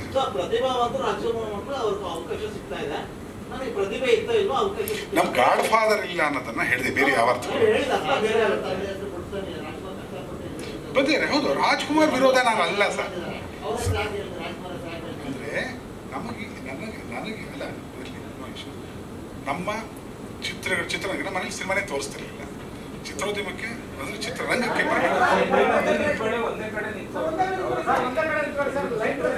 Right sir, thank you. ಚಿತ್ರರಂಗಕ್ಕೆ ಬಂದಾಗ ನಮ್ಗೆ ಯಾವ ಬೆನ್ನೆಲುಬಿದೆ, ನಾವೇ ಮಾಡ್ಬೇಕಾಯ್ತು. ಹಾಗಾಗಿ ನಿಧಾನಕ್ಕಿರುತ್ತೆ ಟ್ರಾವೆಲ್ಲು. ಅಂದರೆ ಬರ್ತಿಂಗೆ ದುಡ್ಡಿದೆ ಮಾಡ್ತೀವಿ, ನಾನು ಹಾಗಲ್ಲ. ಪ್ರತಿಯೊಂದು ಹಣವನ್ನು ದುಡಿತಾ ಚಿತ್ರಗಳನ್ನ ಕಟ್ತಾ ಹೋಗ್ಬೇಕಾಗತ್ತೆ. ಮತ್ತು ಎಲ್ಲೂ ಕೆಟ್ಟ ಚಿತ್ರಗಳನ್ನ ಕೊಡಬಾರ್ದು. ಅದಕ್ಕೆ ಒಂದು ಹೇಳ್ತಾರೆ, ಮೇಷ್ಟ್ರು ನಿಂತ್ಕೊಂಡು ಇದ್ರೆ ಮಕ್ಕಳು ಓಡಾಡ್ಕೊಂಡು ಹೋಗ್ತಾರೆ ಅಂತ. ಬೇಕೋ ಬೇಡವೋ ಆ ಪರಿಸ್ಥಿತಿ ನಿರ್ಮಾಣ ಆಗತ್ತೆ. ಅಂದರೆ ಒತ್ತಡ ಬರುತ್ತೆ, ಜೀವನದ ಒತ್ತಡಕ್ಕೋಸ್ಕರ ಯಾವುದೋ ಕೆಟ್ಟ ಫಿಲಮ್ ಮಾಡಬೇಕಾದಂಥ ಪರಿಸ್ಥಿತಿ. ಅದಕ್ಕೆ ಸಿಕ್ಕಾಕೊಂಡ್ರೆ ಎಲ್ಲರೂ ಸಿಕ್ಕಾಕೊಂಡ ಕಡೆ ನಾನು ಸಿಕ್ಕಾಕೋತಿದ್ದೀನಿ ಅಂತ. ಆ ಎಚ್ಚರಿಕೆಯಲ್ಲಿ ಪ್ರತಿ ಕ್ಷಣ ಮನಸ್ಸಾಕ್ಷಿ ಅನುಗುಣವ ಕೆಲಸ ಮಾಡಬೇಕಾಗತ್ತೆ. ಹಾಗಾಗಿ ಮತ್ತು ಇದು ಮಾಡ್ಬಿಡ್ತೀನಿ ಸರ್. ರಾಜ್ಕುಮಾರ್ ಅವರು ನಾನು ತುಂಬ ಪ್ರೀತಿಸಿ ಗೌರವಿಸುವಂಥದ್ದು. ಬಿಕಾಸ್ ಅವರು ಅಪ್ಪು ಅವ್ರಿಗೆ ನಾನು ಕನ್ನಡ ಪಾಠ ಹೇಳಿದ್ದೀನಿ, ಅವರು ಗುರುಗಳೇ ಅಂತ ಕರೀತಾರೆ. ಹಾಗೆ ಅದು ಅಣ್ಣ ಅಷ್ಟೇ, ಇದೇನು ಕಾಂಟ್ರವರ್ಸಿ ಇಲ್ಲ. ಕೇಳಪ್ಪ, ಖಂಡಿತ ತಂದೆ ಮಾಡ್ತೀನಿ, ಹೇಳಿ.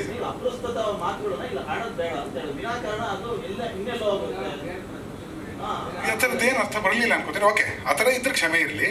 ಇಲ್ಲ ರಾಜ್ಕುಮಾರ್ ಅವ್ರಿಗೇನೋ ಅವಮಾನ ಮಾಡಬೇಕು ಅನ್ನೋ ನಾನೇ ಬೆನ್ನಲ್ಲಿ ಬಿರಲಿಲ್ಲ ನನಗೆ, ಟು ಬಿ ಆನೆಸ್ಟ್. ಅಂದರೆ ಮೊದಲ ಸಿನಿಮಾ ಮಠ ಬರ್ಲಿಕ್ಕೆ ತನಕ ನಮ್ಮದೇ ಆದ ಶ್ರಮಗಳಲ್ಲೇ ಬಂದಿರ್ತೀವಿ ಅಂತ ಹೇಳಿ ಅದನ್ನು ಹೇಳಕ್ಕೆ ಹೊರಟೆ ಹೊರತು ಬೇರೆ ಯಾವ ಅರ್ಥವೂ ಅಲ್ಲ. ಕ್ಷಮೆ ಇರಲಿ.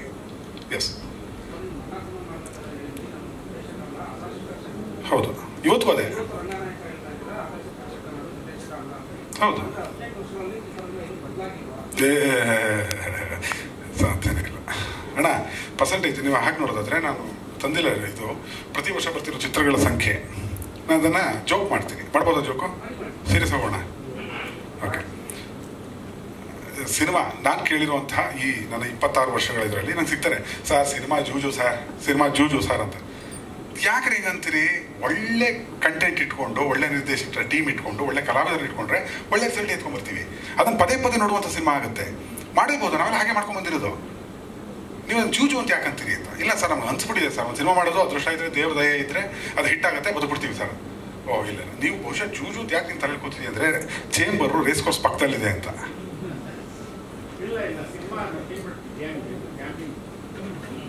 ನಾಗರಾಜ್ ಅವರೇ, ಈ ನಿಮ್ಮ ಸ್ಟೇಟ್ಮೆಂಟ್ ಇಸ್, ನೀವು ಅದು ಸರಿ, ಹೌದು ಇದು ಗ್ಯಾಂಬ್ಲಿಂಗ್ ಅಂತ ನೀವಂದ್ರೆ ನಾನು ಒಪ್ತೀನಿ ಸರ್.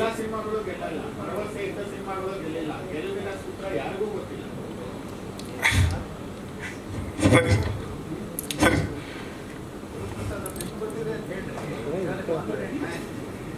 ನಮಗೇನು ಗೊತ್ತಿಲ್ಲ ಅನ್ನೋದೇ ನನ್ನ ವಾದ ಸರ್. ಯಾಕಂದ್ರೆ ಎಲ್ಲವೂ ಗೊತ್ತಿರೋ ಕೂತಿದ್ದೀರಿ, ಪತ್ರಕರ್ತರಾಗಿ ಕೂತಿದ್ದೀರಿ. ನನಗೆ ಏನು ಗೊತ್ತಿಲ್ಲ ಸರ್. ನಂದು ಇದು 5ನೇದು. ಯಾವುದು? ಓಕೆ ಓಕೆ, ಸರಿ ಸರಿ. ಹಾಂ ಸರಿ, ಹೌದು ಹೌದು. ಹಾಂ ಖಂಡಿತ ಹೇಳ್ತೀನಿ. ಸಾಧ್ಯವೇ ಇಲ್ಲ. ಇಲ್ಲ ಅನ್ಸುತ್ತೆ ನಿಮಗೆ, ಅದನ್ನು ಅನಲೈಸ್ ಮಾಡಿ ಅದಕ್ಕೆ ಕಾರಣ ಹೇಳ್ತೀನಿ. ಅದು ಇದಕ್ಕೆ ಇದಲ್ಲ ಆದರೂ ಹೇಳ್ಬಿಡ್ತೀನಿ, ಕೇಳಿದ್ದಕ್ಕೆ ಹೇಳ್ತೀನಿ. ಡೈರೆಕ್ಟರ್ ಸ್ಪೆಷಲ್, ಅದರ ಕ್ಲೈಮ್ಯಾಕ್ಸೇ ಬೇರೆ. ನನ್ನ ಪ್ರೂವ್ ಮಾಡ್ಕೊಂಡು ಬಂದಿದ್ರು ಕೂಡ ನನಗೆ ಬೇರೆ ರೀತಿಯ ಒತ್ತಡದಿಂದ ನಾನು ಅಂದ್ಕೊಂಡ ಕ್ಲೈಮ್ಯಾಕ್ಸ್ನ ಮಾಡೋಕ್ಕೆ ಬಿಡಲಿಲ್ಲ ಚಿತ್ರರಂಗ. ಹೇಳ್ತೀನಿ ಯಾಕೆ ಅಂತ. 2ನೇ ಸಲ ಅಂತೂ ಒಬ್ಬ ಪಾರ್ಟ್ನರು ಆ ಸಿನಿಮಾ ರೆಡಿ ಮಾಡಿಕೊಟ್ಟು 60-65 ಲಕ್ಷ ನೋಡಿದ್ದಾರೆ ಯೂಟ್ಯೂಬಲ್ಲಿ. 100 ರೂಪಾಯಿ ಅಂದರೆ 60 ಕೋಟಿ. ಕಮ್ಮಿ ನೋಡಿದ್ರು 3 ಕೋಟಿ ರೂಪಾಯಿ, 4 ಕೋಟಿ, 5 ಕೋಟಿ ರೂಪಾಯಿ ಬಿಸ್ನೆಸ್ ಮಾಡೋದು ಫಿಲಮ್ನ ಆತ ತಲೆಮರೆಸ್ಕೊಂಡಿದ್ದಾನೆ. ಎಲ್ಲಿದ್ದಾನೆ ಗೊತ್ತಿಲ್ಲ. ಆ ಸಿನಿಮಾನ ನನ್ನ ಪಾರ್ಟ್ನರ್ ಹಂಗೆ ಪೇಮೆಂಟು ಇಲ್ಲದೆ ಓಡೋಗ್ಬಿಟ್ಟ. ಆ 6 ವರ್ಷ 5 ವರ್ಷದ 6 ಕೋಟಿ ಮೋಸ ಆಗಿರೋದು ಅವ್ನು ನನಗೆ. ಅವನಿಂದ ಬಂದಿದ್ದಾನೆ ಒಬ್ಬ ಚಿತ್ರದ ಮೇಲೆ ವಿಶೇಷವಾದ ಮಾಡ್ತಾನೆ, ಲೋ ಬಜೆಟ್ ಮಾಡ್ತಾನೆ, ಪ್ರೊಡ್ಯೂಸರ್ ಸೇಫ್ ಗಾರ್ಡ್ ಮಾಡ್ತಾನೆ ಅಂತಂದನ್ನ ಈ ಥರ ಟ್ರೀಟ್ಮೆಂಟ್ ಕೊಟ್ಟು ಅವ್ನು ಹಿಂಸೆ ಕೊಟ್ಟರು ಕೂಡ ಆಯ್ತು ನೀವೇನೇನು ಮಾಡ್ತೀರೋ ಮಾಡ್ರಪ್ಪ, ನಾನು ಬರ್ತೀನಿ ಒಂದಿನ ಪ್ರೊಡ್ಯೂಸರ್ ನಿಂತ್ಕೋತೀನಿ, ಒಂದಿನ ತೋರಿಸ್ತೀನಿ ಅಂತ ಹೇಳ್ತಾನೆ ಒಬ್ಬ ಹತಾಶ ಪ್ರೇಕ್ಷಕ. ಅಂದರೆ ಐಮ್ ಡೂಯಿಂಗ್ ಇಟ್ ಆನೆಸ್ಟ್. ಹೀಗೆ ಬರೋದ್ರೆ ಡೈರೆಕ್ಟರ್ ಸ್ಪೆಷಲ್ ಕೆಟ್ಟ ಚಿತ್ರ ಅಲ್ಲ, 2ನೇ ಸಲ ಕೆಟ್ಟ ಚಿತ್ರ ಅಲ್ಲ. ಕೆಟ್ಟ ಚಿತ್ರ ಆಗಿದ್ರೆ ಹೇಳ್ಬೇಕು ಸರ್, ಅದು ದರಿದ್ರವಾಗಿದೆಯಾ ಅಂತ. 2ನೇ ಸಲ ಮೆಚ್ಚಿದ್ರು ಎಷ್ಟೋ ಜನ ಥಿಯೇಟ್ರಲ್ಲಿ ಅದನ್ನು ಶೋಗಳಿಲ್ಲದೆ ಇರೋ ಮಾಡಾಕ್ಬಿಟ್ಟ ಅವನು, ಬೇಕಾದ್ರೆ ಅವ್ನು ಡಿಸ್ಟ್ರಿಬ್ಯೂಷನ್ ಬರಲ್ಲ. ಡೈರೆಕ್ಟರ್ ಸ್ಪೆಷಲ್ಲು ಕ್ಲೈಮ್ಯಾಕ್ಸು ಬೇರೆಡೆ ಇತ್ತು. ಅದು ಕಾರಣ ಯಾರು? ಆ ಹೆಸರು ವೇದಿಕೆ ಅಲ್ಲ. ಇದು ನಾನು ಇನ್ನೊಮ್ಮೆ ತಗೋತೀನಿ, ಅದನ್ನು ಖಂಡಿತ ಮಾತಾಡ್ತೀನಿ. ಅವೆರಡನ್ನೂ ಫಿಲಮ್ಗಳದ್ದು. ಯಾಕೆ ನನ್ನ ಒಬ್ಬ ಹತಾಶ ಪ್ರೇಕ್ಷಕ ಬಂದು ಇವತ್ತು ಪ್ರೊಡ್ಯೂಸರ್ ಆಗಿದ್ದೀರಿ, ನಿರ್ದೇಶಕರಾಗಿದ್ದೀರಿ. ಯಾಕೆಂದರೆ ಎಲ್ಲ ಸಂಸ್ಥೆ, ಪ್ರೊಡಕ್ಷನ್ ಸಂಸ್ಥೆಯಲ್ಲಿ ದುಡ್ಡಿದೆ ಸರ್. ಎಲ್ಲ ಪ್ರೊಡಕ್ಷನ್ ಸಂಸ್ಥೆಯಲ್ಲಿ ಒಬ್ಬ ಒಳ್ಳೆ ಡೈರೆಕ್ಟ್ರು ಅಂತ ಅನಿಸ್ಕೊಳ್ಳೋನು ಸಿಗೋದು ಕಷ್ಟ. ಒಪ್ತಿರೋ ಏನೋ ಗೊತ್ತಿಲ್ಲ. ನೀವು ಒಳ್ಳೆ ಡೈರೆಕ್ಟ್ರಾ? ನಾನು ಒಳ್ಳೆ ಡೈರೆಕ್ಟರ್, ಹತಾಶ ಪ್ರೇಕ್ಷಕ. ಆದರೆ ನನ್ನ ಸಂಸ್ಥೆಯಲ್ಲಿ ಹಣ ಇಲ್ಲದೆ ಇರ್ಬೋದು, ಹಣ ಇದೆ ಅಂದರೆ ಬರ್ತಾ ಇದೆ, ಬರಬೇಕಾದ ಬರುತ್ತೆ. ಇದು ನನ್ನ ಪ್ರೊಡಕ್ಷನ್ ಸಂಸ್ಥೆಯಲ್ಲಿ ಒಬ್ಬ ಒಳ್ಳೆಯ ರೈಟರ್ ಇದ್ದಾನೆ ಸರ್, ನನ್ನ ಹತ್ರ ಒಬ್ಬ ಒಳ್ಳೆಯ ನಿರ್ದೇಶಕ ಇದ್ದಾನೆ ಅಂತ ಅಂದ್ಕೊಂಡಿದ್ದೀನಿ ಸರ್. ಹಾಂ ಸರ್. ಏನು ಪ್ರಚಾರವನ್ನು ಅಂದರೆ ಸಿನಿಮಾ ಏನಾಗಿದೆ ಅಂತಂದರೆ, ಸಾಂಗ್ಗಳು ನೋಡಿದ್ರೆ 5 ಲಕ್ಷ 6 ಲಕ್ಷ 8 ಲಕ್ಷ ತನಕ ಹೋಗಿದೆ ಫಸ್ಟ್ ಸಾಂಗು ಅಂತ ಹೇಳಿದ್ರು. 7 ಲಕ್ಷ ಚಿಲ್ಲರೆ ಏನೋ ಇರಬೇಕದು. ಇಲ್ಲ ಆರ್ಗ್ಯಾನಿಕ್ ಅಣ್ಣ, ಇಲ್ಲ 1 ರೂಪಾಯಿ ಹಾಕಿಲ್ಲ, ವಿಖ್ಯಾತಗೆಲ್ಲ ಹಾಕ್ಸಿಲ್ಲ ನಾನು. ಆರ್ಗ್ಯಾನಿಕ್ ಅಲ್ಲ, it's okay, no issues. Manjunatha ನೋಡಿದರೆ ಇದನ್ನು ನೋಡ್ತಾರೆ, ಎಂಜಾಯ್ ಮಾಡ್ತಾರೆ. ಅದು ಬೇಡ, ಯಾವುದನ್ನು ನಂಬ್ಕೊಂಡು ಕೂತ್ಕೊಳ್ಳೋಕ್ಕಲ್ಲ. ಒಂದು ಸಣ್ಣ ಕ್ಯಾಲ್ಕುಲೇಷನ್ ಅಷ್ಟೇ, ಅನಲೈಸ್ ಮಾಡೋಕ್ಕೆ ಏನಿದೆ ಮಾರ್ಕೆಟ್ ಡಿಮ್ಯಾಂಡ್ ಇದೆಯಾ ಇಲ್ವಾ. ಯಾವತ್ತು ನನ್ನ ಚಿತ್ರಗಳಿಗೆ ಡಿಮ್ಯಾಂಡ್ ಇಲ್ಲ ಅಂದರೆ ಅದನ್ನು ಸಿನಿಮಾ ಮಾಡೋದು ನಿಲ್ಲಿಸ್ಬಿಡ್ತೀನಿ. ವೆರಿ ಕ್ಲಿಯರ್ ಅಣ್ಣ. ಥಿಯೇಟ್ರ್ ಒಳಗೆ ಆ ವಿಶೇಷಗಳು ಕಾಣಿಸ್ಕೊಳ್ಳಿ ಅಂತ ಹೇಳಿ ಅದು ಬಿಟ್ಕೊಡ್ತಾ ಏನಾಗುತ್ತೆ, ಸಾಂಗ್ 2 ಬಿಟ್ಟು ಅಂದರೆ ಏನಾಗುತ್ತೆ, ಒಬ್ಬ ಕಾನ್ಫಿಡೆಂಟ್ ಆಗಿರ್ತಾನೆ. ಅವನು ಎಡವಲಿ ಅಂತ ಕಾಯ್ತಾ ಇರುತ್ತೆ ಎಲ್ಲ ಕಡೆಯಿಂದ. ಒಂದು ಸಾಂಗಲ್ಲಿ ಎಡಬಿಡ್ಲಿ, ಇದು ಮುಗೀತು ಸರ್, ಮತ್ತೆ ಸರ್ ಅದು ಏನೋ ಒಂದು ಕ್ರಿಯೇಟ್ ಮಾಡೋಕ್ಕೆ ಒಂದು ವರ್ಗ ಕಾಯ್ತಾ ಇರುತ್ತೆ. ಇಲ್ಲ, ಸಾಂಗ್ ಕಂಫರ್ಟಬಲ್ ಇದೀವಿ, ನೋಡಿದ್ದಾರೆ, ಇಷ್ಟಪಟ್ಟಿದ್ದಾರೆ, ಮುಂದಕ್ಕೆ ಹೋಗ್ತಾ ಇದೀವಿ. ಆ ಕ್ಯೂರಿಯಾಸಿಟಿ ಬಿಲ್ಡ್ ಆಗಿರೋದನ್ನ ಚುಚ್ಚಿ ಬಸ್ ಮಾಡಬಾರ್ದು. ಥಿಯೇಟ್ರಲ್ಲಿ ಬಂದು ನೋಡೋಣ. ವಿಶೇಷತೆಗಳು ಬೇಕಾದಷ್ಟು ಹೇರಳವಾಗಿದೆ. ಅಂದರೆ ಜವಾಬ್ದಾರಿ ಏನಾಗುತ್ತೆ, ಇಷ್ಟು ಜನ ಬಂದೇ ಬರ್ತಾ ಇರ್ತೀವಿ, ಅಷ್ಟೊಂದು ಸ್ಯಾಟಿಸ್ಫೈ ಮಾಡಿ ಕಳಿಸ್ಬೇಕು. ಇಷ್ಟೆಲ್ಲ ಮಾತಾಡಿ ಅವ್ನು ಕೂಡ ₹100 ಮೋಸ ಮಾಡಿದೆ ಅಂದರೆ ನಾನೇ ಸರಿ ಇಲ್ಲ ಅಂತ ಆಗುತ್ತೆ.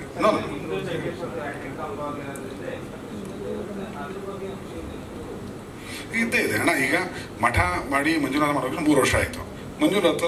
ಎದ್ದೇಳು ಮಂಜುನಾಥಗೂ ಮತ್ತು ನಮ್ಮ ರಂಗನಾಯಕಗೂ ಬಂದು ಆಲ್ಮೋಸ್ಟ್ 2009 and 2024 15 ಇಯರ್ಸ್ ಆಯಿತು. 15 ಇಯರ್ಸ್ ಗ್ಯಾಪ್ ಆಗಿದೆ.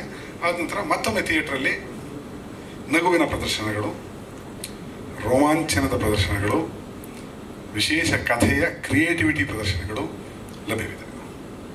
ಗುರು ಸರ್, ಟ್ರೈಲರ್ ಅಬ್ಸರ್ವ್ ಮಾಡಿದಾಗ ತುಂಬ ಕ್ಲೋಸ್ ಅಪ್ ಶಾರ್ಟ್ಸ್ ಇದೆ ಸರ್, ಆಲ್ಮೋಸ್ಟ್ 90% ಅಂತ ಅನ್ಸುತ್ತೆ. ಸೊ ಅದ್ರ ವಿಶೇಷ ಏನಾದರೂ ಇದೆಯಾ ಸರ್?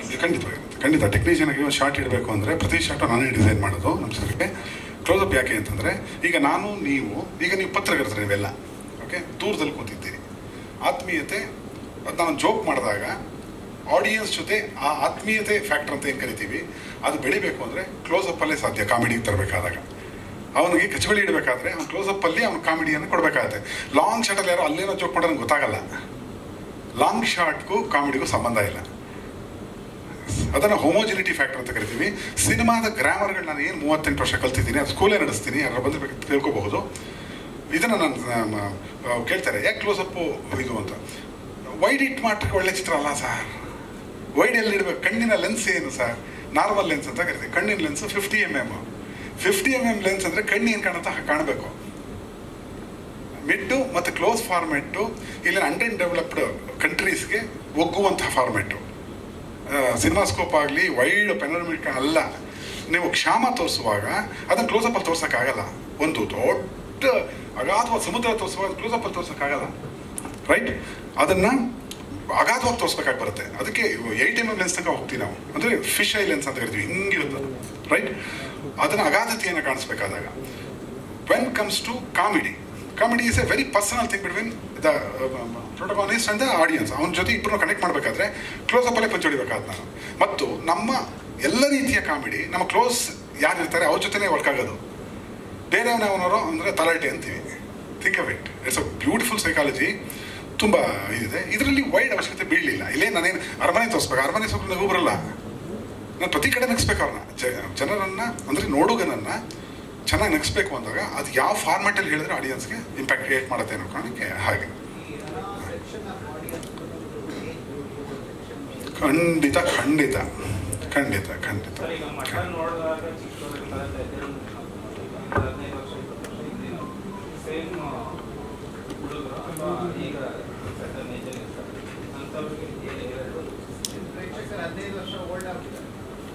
ಇಲ್ಲ ಹಾಗಲ್ಲ. ಅದು ಇದು ಕಾಮಿಡಿಗೆ ತವಸನ. ಇದಂತ ವಿಚಾರ ಹೇಳ್ತೀನಿ. ಒಬ್ಬ ಬರ್ತಾನೆ, ಅವನ್ನ ಪೆದ್ದ ಅಂತ ಕರ್ಕೋಬಹುದು. ಅವನು ಬರ್ತಾನೆ, ಇಲ್ಲ ಇವತ್ತಿನ ಚಿಕ್ಕ ಹುಡುಗರು ನಾಳೆ ಕಾಲೇಜಿಗೆ ಬಂದಾಗ ಅವ್ರು ನೋಡಿ ಮುಂದೆ 15-20 ವರ್ಷದ ನಂತರ ನಾನು ಪ್ರಸ್ತುತ ಇರ್ತೀನಿ, ಮಾರ್ಕೆಟಲ್ಲಿ ಇರ್ತೀನಿ ಅಂತ ಪ್ರೂವ್ ಮಾಡಕ್ಕೆ ಮಾಡಿದ ಮಠ ಮಾಡಿದ್ದಕ್ಕೆ ಇಷ್ಟು ಲಾಜಿಸ್ಟಿಕ್ಸ್ ಹೇಳಬಲ್ಲೆ, ಸ್ಕ್ರಿಪ್ಟ್ ಸ್ಟ್ರಾಟಜೀಸ್ ಹೇಳಬಲ್ಲೆ. ಇವತ್ತು ಸ್ಕ್ರಿಪ್ಟ್ ಸ್ಟ್ರಾಟಜಿ ಲಾಜಿಸ್ಟಿಕ್ಸ್ ಅಂದ್ರೆ ಏನು ಅಂತ ಕೇಳುವಂಥ ಪ್ರಸಂಗ ಇದೆ ಬರ್ತಿರೋ ಕಥೆಗಳು ನೋಡಿದಾಗ. ಸೊ ಅವೆಲ್ಲ ಅರಿವಿಟ್ಕೊಂಡು ಮಾಡಿರುವಂಥದ್ದು ತಿಳುವಳಿಕೆ. ಎಸ್, ಅವತ್ತು ನನ್ನ ಆಡಿಯನ್ಸನ್ನು ಕ್ರಿಯೇಟ್ ಮಾಡ್ಕೋತೀನಿ. ಅವ್ರು ಪ್ರತಿ ವರ್ಷ ರಿನ್ಯೂ ಮಾಡ್ತೀನಿ ನಾನು. PUC ಬರ್ತಾನೆ, SSC ಬಂದಾಗ ಮಠ ನೋಡ್ತಾನೆ. ಒಂದು ವರ್ಗ ನೋಡಿದ್ರಲ್ಲ ಮುಗಿದೋಯ್ತಲ್ಲ, ನಾನು ಅವ್ರು ಮತ್ತೆ ಪ್ರತಿ ವರ್ಷ ನೋಡ್ತಾರೆ. ಅದನ್ನು ಕ್ಲಾಸಿಕ್ ಮಾಡಿ ಕಟ್ಟಿ ಹಾಕ್ಬಿಟ್ಟಿದ್ದೀನಿ. ಅದು ಸ್ಟ್ರಾಟಜಿಕ್ ಆಗಿ ಮಾಡಿರೋದು, ಪವಾಡ ಅಲ್ಲ. ಸರ್, ನಿಮ್ಮ ಟ್ರೈಲರಲ್ಲಿ ಸಾಕಷ್ಟು ನೀವು ಆಗಲೇ ಹೇಳಿದಾಗೆ ಕಾಲು ಎಳೆಯೋದು, ಕುಚೋದ್ಯ, ಸುಮ್ಮನೆ ಒಂದು ನಗ್ಸೋದಕ್ಕೆ ಮಾಡೋದಕ್ಕೆ ಅಂತ ಹೇಳಿದ್ರೆ, ನಿಮಗೆ ಈ ಕಾಂಟ್ರವರ್ಸಿಗಳಿಗೆ ಕೌಂಟ್ರು ಕೊಡೋದು ಮತ್ತು ನಿಮಗೆ ಕಾಂಟ್ರವರ್ಸಿ ಹೇಳ್ಕೊಂಡು ನಿಮಗೆ ಹೊಸದೇನಲ್ಲ, ನೀವು ಅದಕ್ಕೆ ಕೊಡ್ತಾ ಇರ್ತೀರಿ ಮತ್ತೆ. ಯಾಕೆಂದ್ರೆ ಇಲ್ಲಿ ಬಂದಾಗ ರೀಸೆಂಟಾಗಿ ಕೂಡ ನೀವು ಏನು ಶ್ರುತಿ ಹರಿಹರನ್ ವಿಚಾರದಲ್ಲಿ ಮಾತಾಡಿದ್ರಿ, ಮೀಟು ಬಗ್ಗೆ ಮಾತಾಡಿದ್ರಿ, ಆಮೇಲೆ ಬಿಗ್ ಬಾಸ್ ಶ್ರುತಿ ಅವರಲ್ಲ ಇದು ಅಂತ ಕ್ಲಾರಿಫೈ ಕೊಟ್ಟರು, ಅಲ್ಲೂ ಕಾಂಟ್ರವರ್ಸಿ ಕ್ರಿಯೇಟ್ ಮಾಡ್ಕೊಂಡ್ರಿ. ಇದೆಲ್ಲವೂ ನೀವು ಸಿನಿಮಾಗೋಸ್ಕರ ಮಾಡೋ ಗಿಮಿಕ್ಕ ಅಥವಾ ನೀವು ಅದೊಂಥರ ಏನೋ ಕುಚೋದ್ಯಕ್ಕೆ ಮಾಡ್ತಾ ಹೋಗ್ತೀರಾ ಅಂತ? ಸಿನಿಮಾ ಗಿಮಿಕ್ ಆಗಿರ್ಬೋದು ಗೆಲ್ಲೋದಕ್ಕೆ. ಸರ್ ಅದ್ರ ಜೊತೆಗೆ ಇವಾಗ ನೀವು ಹೇಳಿದ್ರಿ ಟಾಂಟ್ ಕೊಡ್ತಾ ಇದ್ದೀನಿ ನಾನು ಅಂತ ಹೇಳಿದ್ರಿ. ಸೊ ಅದನ್ನ ಸೋಷಿಯಲ್ ಮೀಡಿಯಾಗಳಿದಾವೆ ಅಥವಾ ವೇದಿಕೆಗಳು ಸುಮಾರು ಇದಾವೆ, ಸಿನಿಮಾಗಳ ಮೂಲಕನೇ ಆ ನಟರಿಗೆ ಅಥವಾ ನಟಿಯರಿಗೆ ಟಾಂಟ್ ಕೊಡ್ಬೇಕು ಅಂತ ಯಾಕೆ ಅನಿಸ್ತಿದೆ ಅಂತ. ಇದು ಕೂಡ ಒಂದು ಲೆಕ್ಕದಲ್ಲಿ ನಮಗೆ ಅನಿಸ್ತಾ ಇದೆ ಪ್ರಚಾರಕ್ಕೋಸ್ಕರ ಮಾಡ್ತಾ ಇದ್ದೀರಾ, ನಿಮ್ಮ ಸಿನಿಮಾ ರೀಚ್ ಆಗಲಿ ಅಂತ ಮಾಡ್ತಿದ್ದೀರಾ ಅಂತ ಅನಿಸ್ತಾ ಇದೆ. ಏನ್ ಹೇಳಿ? ಫೇಸ್ಬುಕ್ ಆರ್ಕಟ್ ಇಂದ ಶುರುವಾಗಿ ಫೇಸ್ಬುಕ್ ಬಂದಿದ್ದು ಇತ್ತೀಚೆಗೆ. ನಾವು ಪತ್ರಿಕೆ ಆ್ಯಡ್ಗಳ ಮಟ್ಟಕ್ಕೆ ನಾನು ಆ್ಯಡ್ಗಳನ್ನ ಕ್ರಿಯೇಟ್ ಮಾಡಿದ್ನಲ್ಲ, ಅದು ನೋಡಿದ್ರಲ್ಲೋ ಗೊತ್ತಿಲ್ಲ ತಾಯಿ, ನಿಮ್ಮ ಏಜ್ಗೆ ಸ್ಟಡಿ ಮಾಡಿ. ಮಠದ ಪತ್ರಿಕಾ ಜಾಹೀರಾತುಗಳು ಅಂತ ಇಲ್ಲ, ನನ್ನ ವಾಟ್ಸಪ್ನಲ್ಲಿ ಇದೆ ಕಳಿಸ್ಕೊಡ್ತೀನಿ.